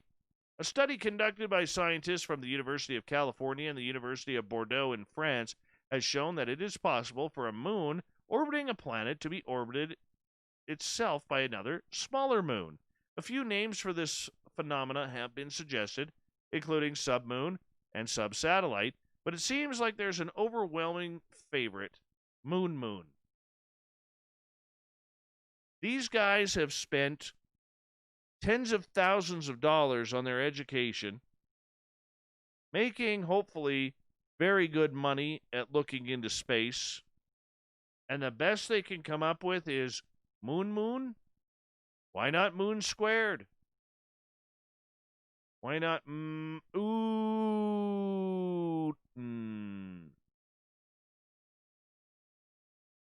Why does the moon need a moon? Moon? Shake my head. Anyways, at the moment it's all theory, thank goodness. Nobody has spotted a moon in our solar system yet, although astronomers say some of the larger moons orbiting Saturn and Jupiter, as well as our very own moon, could potentially be a moon host. A moon would have to fit into a specific criteria to be officially called a moon. For starters, it couldn't be too small or too close to the host planet, or else it would risk having its orbit destabilized, crashing into the planet's atmosphere, or otherwise being removed. The study says that the moons would need to exist in the Goldilocks zone between the host planet and its regular moon, close enough to the moon to be within its gravitational orbit and not the host planet, but far enough away to avoid being drawn into the moon's gravitational force. Technically, the moon is an unofficial title, thank goodness, with the International Astronomical Union. Unfortunately, or make that ultimately, getting the final say over a name goes to the IAU. However, the internet already appears to be pretty set on Moon. Of course it does. These are people who named a boat Boaty McBoatface. You cannot trust the internet, people. Oh, look at that. It's right in the story. Meaning the IAU could have a Boaty McBoatface situation on their hands if they decided to officially call it something different. Yeah, don't trust the internet for this stuff. Don't. Stupid. A Texas man's handiwork is going viral after he built a scale model of the Astrodome to serve as a chicken coop. Darren Johnson, Houston native living in North Texas, said it took him about 100 hours to exact the 160 scale replica of the Houston Astrodome.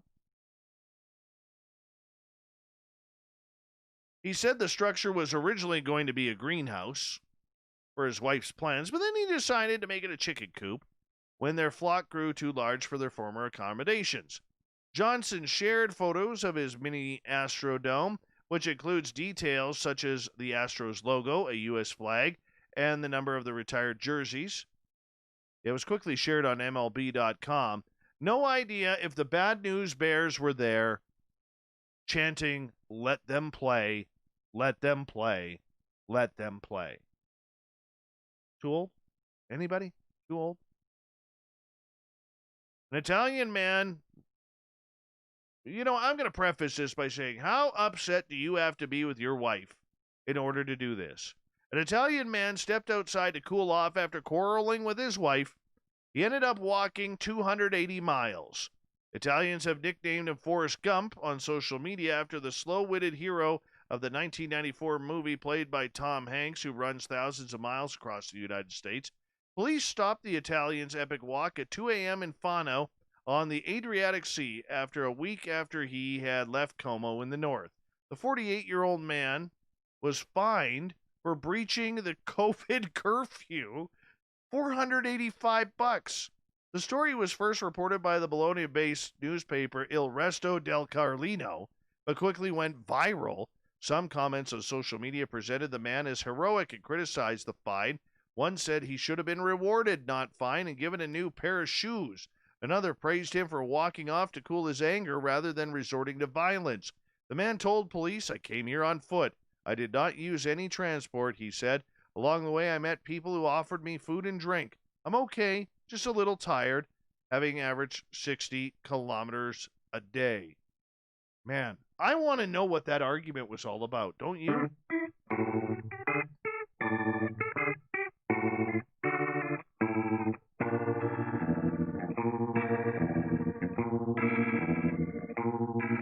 Thought of the Dave happens every night at this time, where we ask a question on our Facebook and Twitter pages, then read your responses on the air because we love the audience participation around here.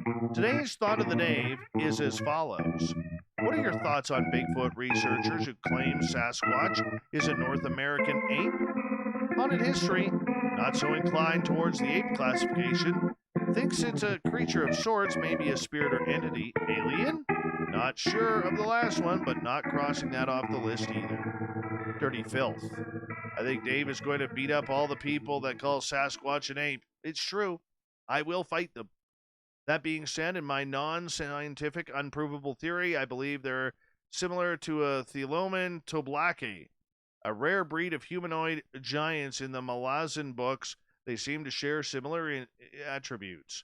Alex, people need to remember that ape and primate are two different things. Canadian Joe, Bigfoot may be a species of ape, though it could be an early form of man that evolved alongside of us. Just personal theory. No science to back it up, though. Well, you can't trust Joe, and I'll tell you why. He's a Toronto Maple Leafs fan. He's had his Stanley Cup lawn chairs on Yonge Street for the last 52 years. 52 years. You know how much dust is on them? Yeah, can't trust his opinion. Marty, one of our favorite veterans who listens to this show. Nice clown, Marty. I believe Sasquatch is a so-called missing link and is an early version of humans like Homo erectus, but is mistaken for an ape because it has some ape-like characteristics. Joseph. Gotta be honest, Dave, I do believe that Bigfoot is real. However, I'm not a Bigfoot fan or carry much interest in him. But to those who do, cool, you do you, and I hope you one day find that you get all your answers about them. Much love to you, Dave, and all the fans. Thanks, Joe. I know there's more on Twitter. I tend not to listen to much researchers unless they've experienced some form of paranormal. If they're actually any good at researching, they should have, but most just like to read and tell us all how to think. Dominic. Love you, Dave. You do great work. Love the Stephen Bassett interview. Thank you. I appreciate that. What does that have to do with Bigfoot, though? Come on, Dominic. Come on. Appalachian Mothman. It's obviously complicated. It depends on how much credence you lend to the high strangeness aspects. If you believe those accounts, then the ape theory doesn't work. If you don't believe them, it can be made to make sense. Greg. They need to keep an open mind when hearing eyewitness accounts of Bigfoot and his quantum abilities. Science is about discovery, but it seems like they already have it figured out. Wolf likes the interdimensional shapeshifter. Augusto, I'm not in. For me, like all Mesoamerican strange creatures, is a human shapeshifter. Jules calls them idiots because they have a human face. They are part of the phenomena. They are not apes. So let's check some more answers out. Carter, probably a classification of convenience more than an accurate placement of this being into a proven category. Kevin, I think they have never encountered one. Greg, it's like body counts. Nate, stuck in the past. Science is wrong all the time. You have to look at and consider all the eyewitness encounters and experiences. And, well, according to Wikipedia, we ourselves are classified as a great ape. Nikki, they are full of bat guano, local, crazy. Reverend Keith, there are two kinds of people in this world, and they are not one of them. Thank you to everybody on the Thought of the Dave on Twitter and Facebook. Thank you to Captain Shirk and to Toby Johnson talking Bigfoot all night long. We got Mr. Ron Bumblefoot Thal rocking us in the background with Little Brother is Watching. Bumblefoot is the official music of Spaced Out Radio, rocking us in and out of every single show. Get your horns up for the guitar god himself. Special thanks to everybody listening in at home, at work, in your cars, wherever you may be. Thank you to everybody in our chat rooms tonight on Spreaker, YouTube, LGAP, Revolution Radio, KPNL, the Space Travelers Club at our website, and all the Snarkers and Snarkettes hanging out at hashtag Spaced Out Radio on Twitter. Remember, this show is copyright by Spaced Out Radio and SOR Media Ventures Limited. Thank you so much for choosing to share your evening with us, because together, my friends, say it with me, we own the night.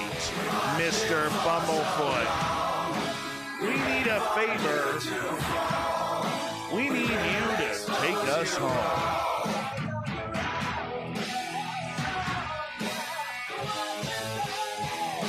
Yes, the Woo train has docked for the night. But tomorrow, my friends, we shall ride again. Your seats are always available. Your tickets never expire. And if you want to bring a friend, we got room for them too. Good night.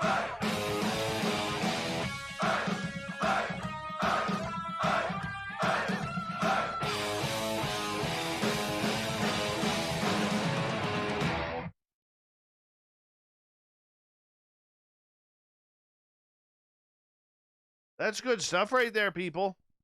Very, very good stuff. We did well tonight. We did very well tonight. You know what I'm saying? You should be proud of yourselves. Totally proud of yourselves. Thank you. I'm proud. Oh, I can take those off. I forgot. Good way to kick off the week with some woo like that. I didn't expect that woo. Hey, Bill Wilson.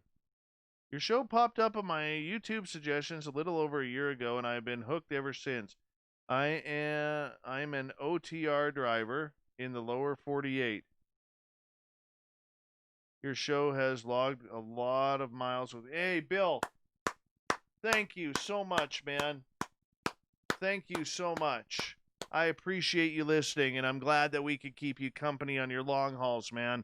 It's people like you who keep our countries going, and God bless you. Please continue to drive safe. You don't know holidays, man.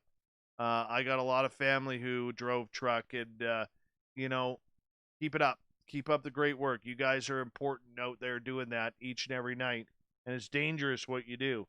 So we recognize that. We love you, and please continue to drive safe, my friend. Thank you. Thank you for your support of Spaced Out Radio. I really appreciate that, man. That is awesome. I love stuff like that. Love getting notes like that.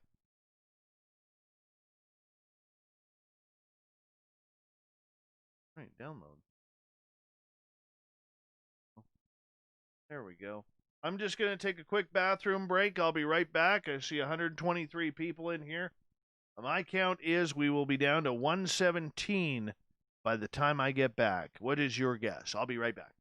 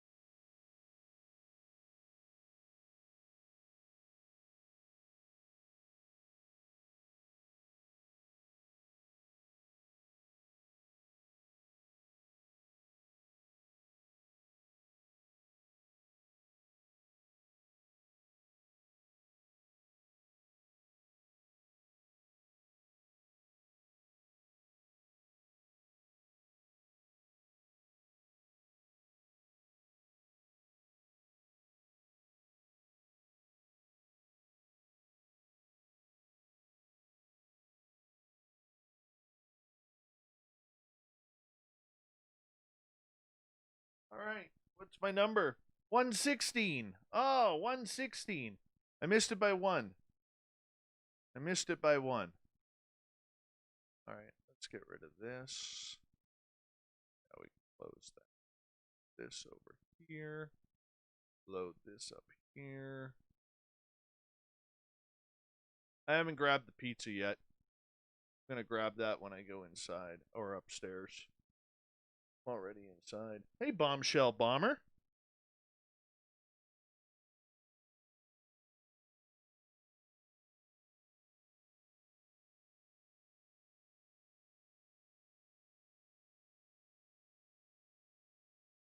Hey, Ross Lambda. Eric Cooper. Love me some Eric Cooper. Eric Cooper is one of the best dudes in this entire field, man. Entire field. Love this guy.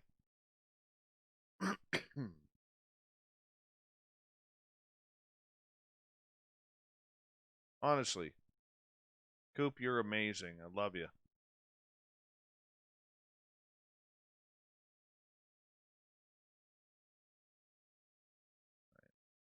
This.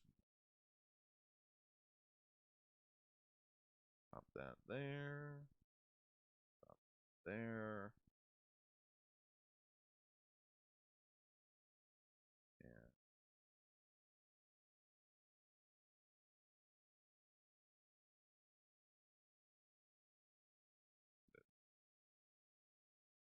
Ample. Guys up so I can see you guys. There we are. Now I can read you. Hey, Coop. Thanks, buddy. What do you think of my beard, Coop?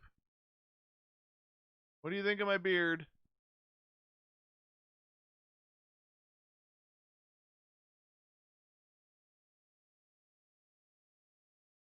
Love me some Cooper. Love me some Cooper.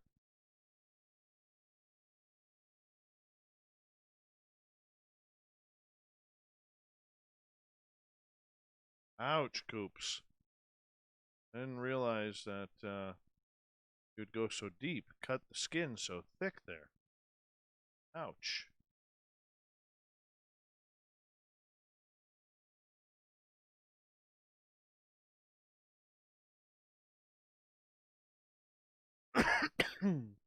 Bombshell. The show would be replaying here very, very soon, my beautiful friend.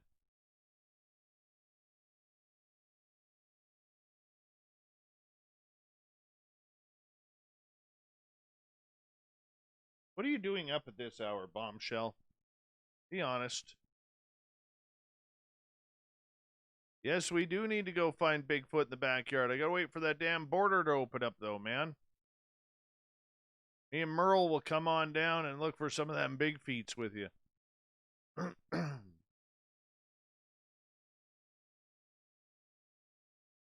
hell is going on here? My audio is all over the place. All right. I think that's it.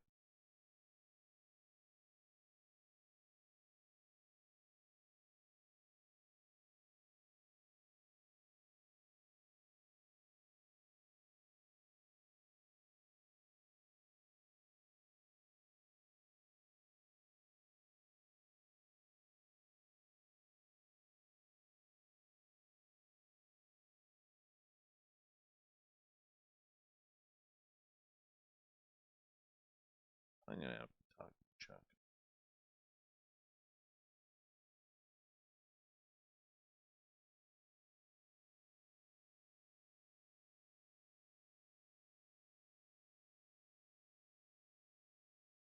Oh, like I said, as soon as the borders open up, guys, I got a lot of places I need to go.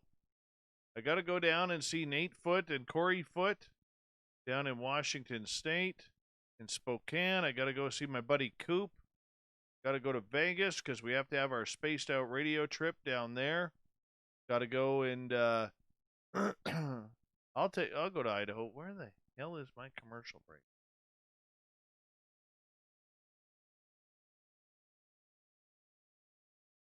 Even see this.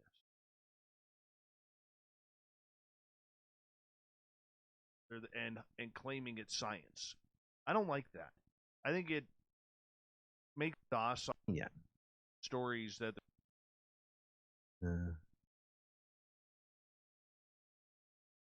Nate, same damn story, different town.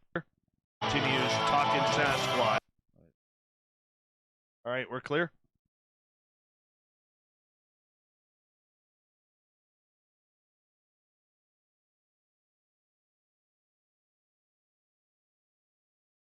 This audio thing.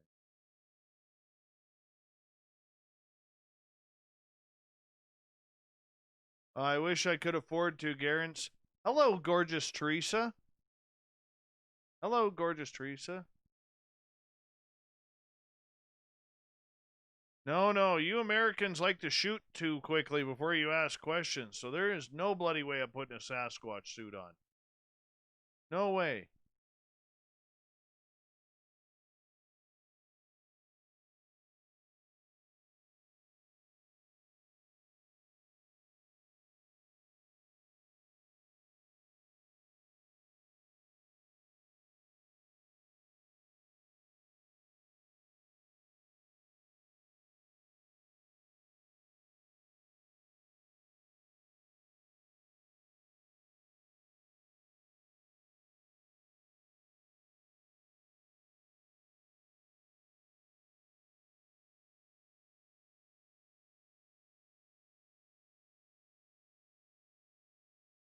Want to prove this creature is there, but up right after this.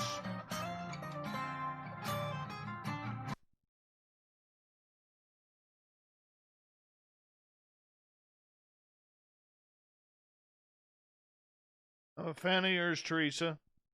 Total fan.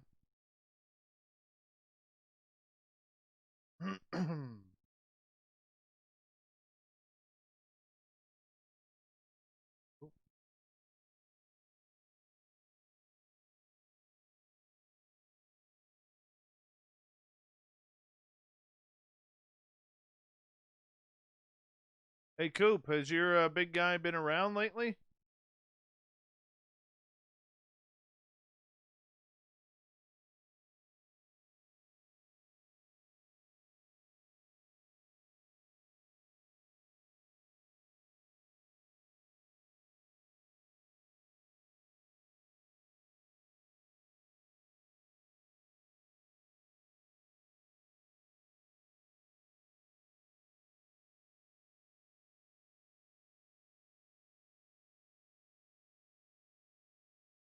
Really? I guess it's still kind of warm, eh?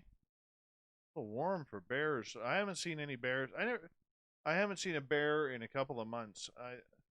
But I mean, the way it's warming up here, like all our snow's melting. We've had a couple of days in the plus temperatures, and it's just kind of screwed everything up.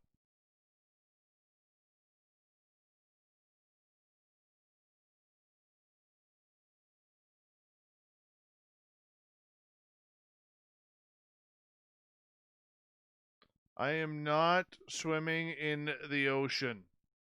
Doesn't matter. Fapster, you can't be talking like that. That's not very nice. You know? Let's see Grandma Rose put a fin on your back and all of a sudden make you swim in the ocean. See how long you last. Them killer whales will come after you.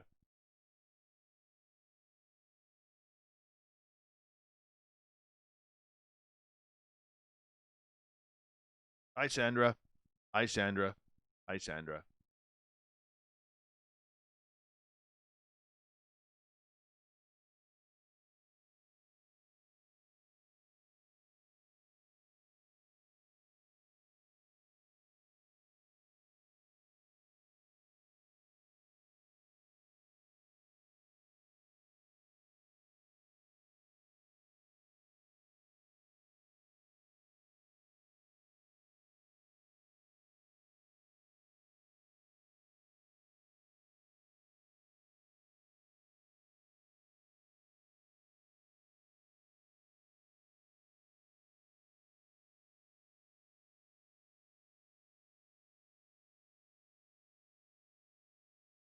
Hi, Nikki. How are you, beautiful?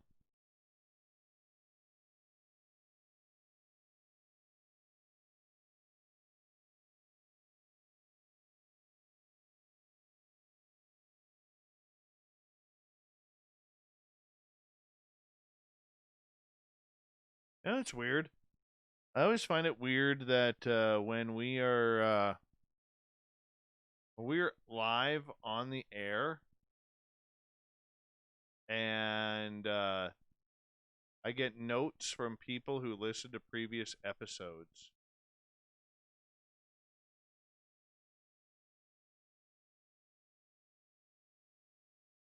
So they're, instead of listening to the live show, they're listening to like previous episodes. I don't know why, I just find that weird.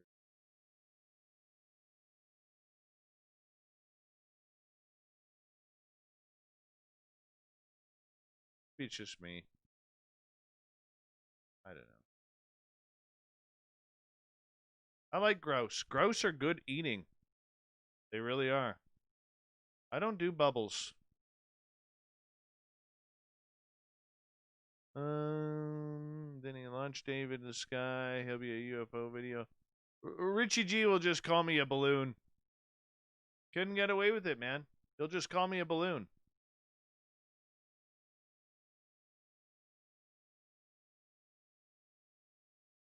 Grouse are like wild chickens, except they can fly.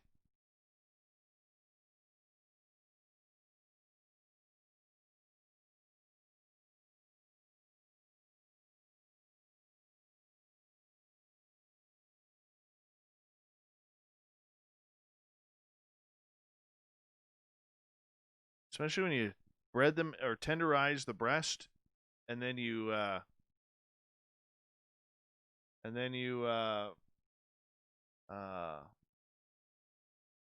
put it in breadcrumbs. Oh, that's good stuff.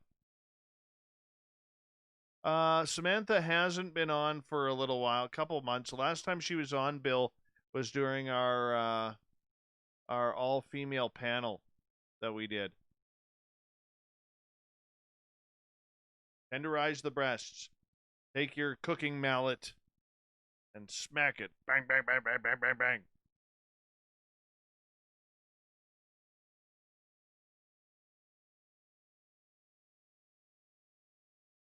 Oh, excuse me. All right. It's almost time, people, to get your 6-digit verification codes ready. Yes, it's that time of the night once again.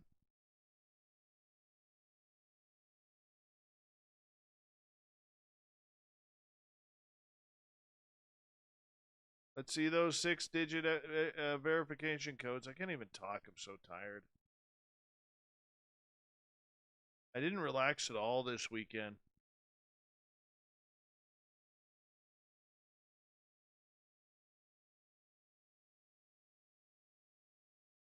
I ended up staying up late last night till like 1:30, 2 o'clock, because I had a bunch of laundry that I forgot to do this weekend. So I ended up doing laundry.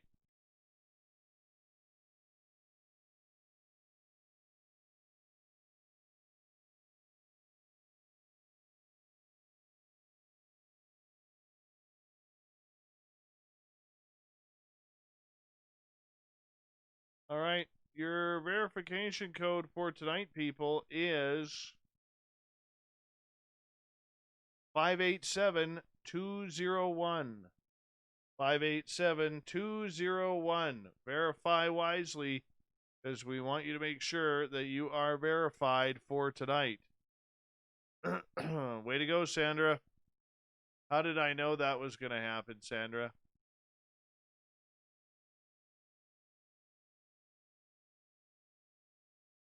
All right, Cope, you take care. Much love to you and Izzy and the kids, man. We'll see you soon, buddy.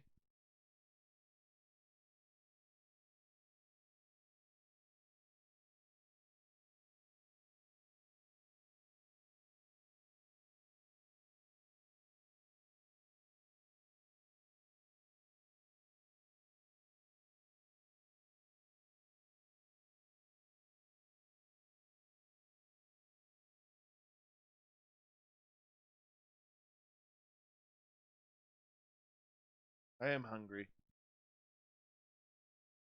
I am hungry. I'm tired. Ugh, maybe I shouldn't eat.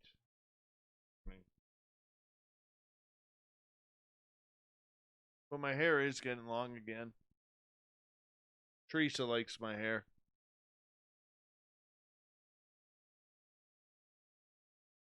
Don't you, gorgeous Teresa?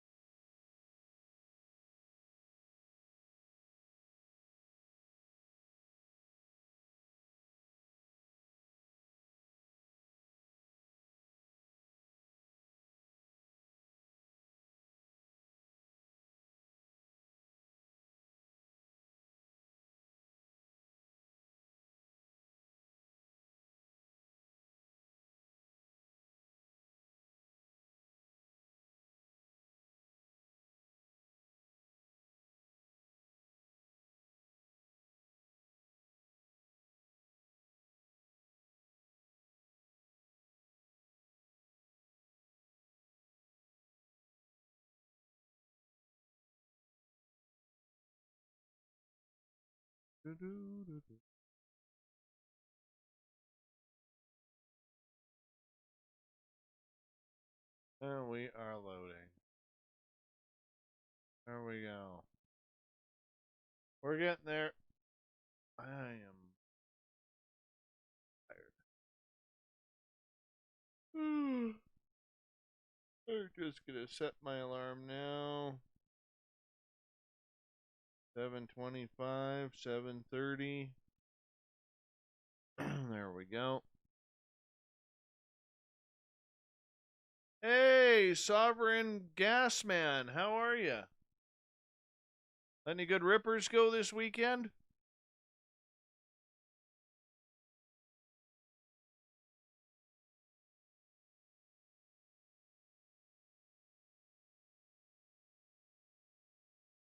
Well, you should be following us on social media so that way you're not lost in translation.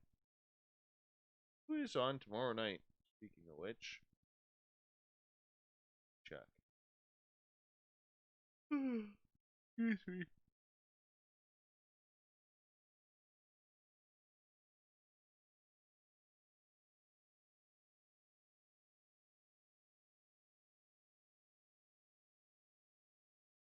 Oh, Constance Victoria Briggs, Mysteries of the Moon tomorrow night. And then Wednesday night we got Science Bob and Friends with Richard Dolan as the special guest. How cool is that? Sovereign, follow us on Instagram, Facebook, Twitter. Schedule's there every day, man. Check our website. Why didn't Teresa comment on my hair? Oh, there she did. She says, I love it. Of course you do. That is a big mop I got going on. I totally have a Karen hair right now. Totally got Karen hair right now. I want to speak to your manager with that hair. Hey, Long Island Bigfoot, how you doing, man?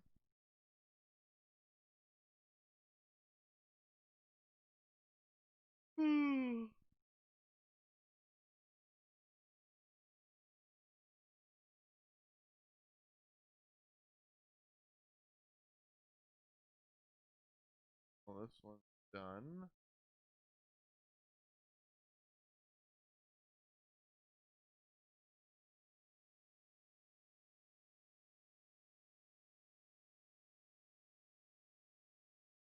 You know, since last week, when we did the show, that UFO panel, our Twitter page, or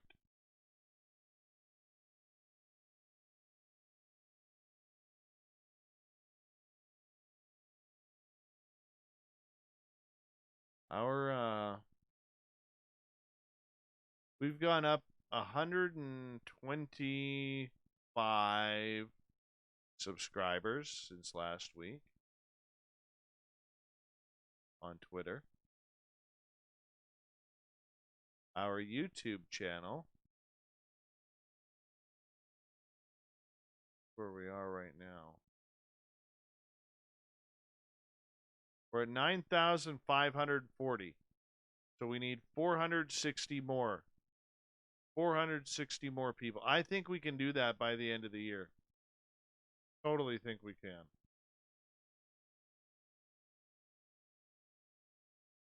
We had 1, 2, 3, 4, 5, 6, 7 new subscribers tonight.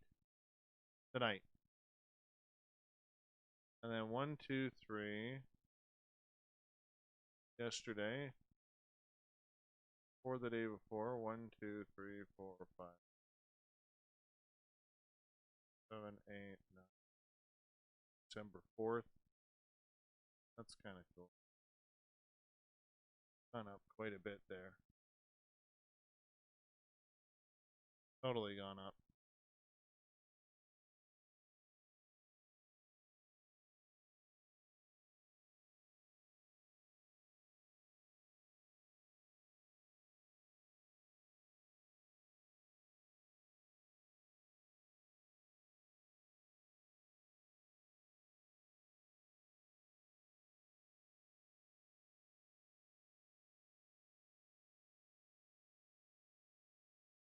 I'm happy. All right, everyone. I am sharing this, and I am going to bed because I am tired tonight. We need 460 more people. 460 more. Help us out. Help us hit 10,000 by the end of the year. All right? That's all I ask. I don't think it's too much. I don't think it's too much at all. I'm good with it if you are. So I'm going to shut this thing down. Big thank you to Bill Wilson, Vinny Barbarino. Oh, where's my mouse? There it is. And Celine Grendel and Ladybug Bigelow, Alaska's greatest athlete, for hanging on out with us and donating to the Super Chat. Thank you, everyone, for your love, support. We'll do it all again tomorrow. I'll be here. I hope you are too. Much love. Take care.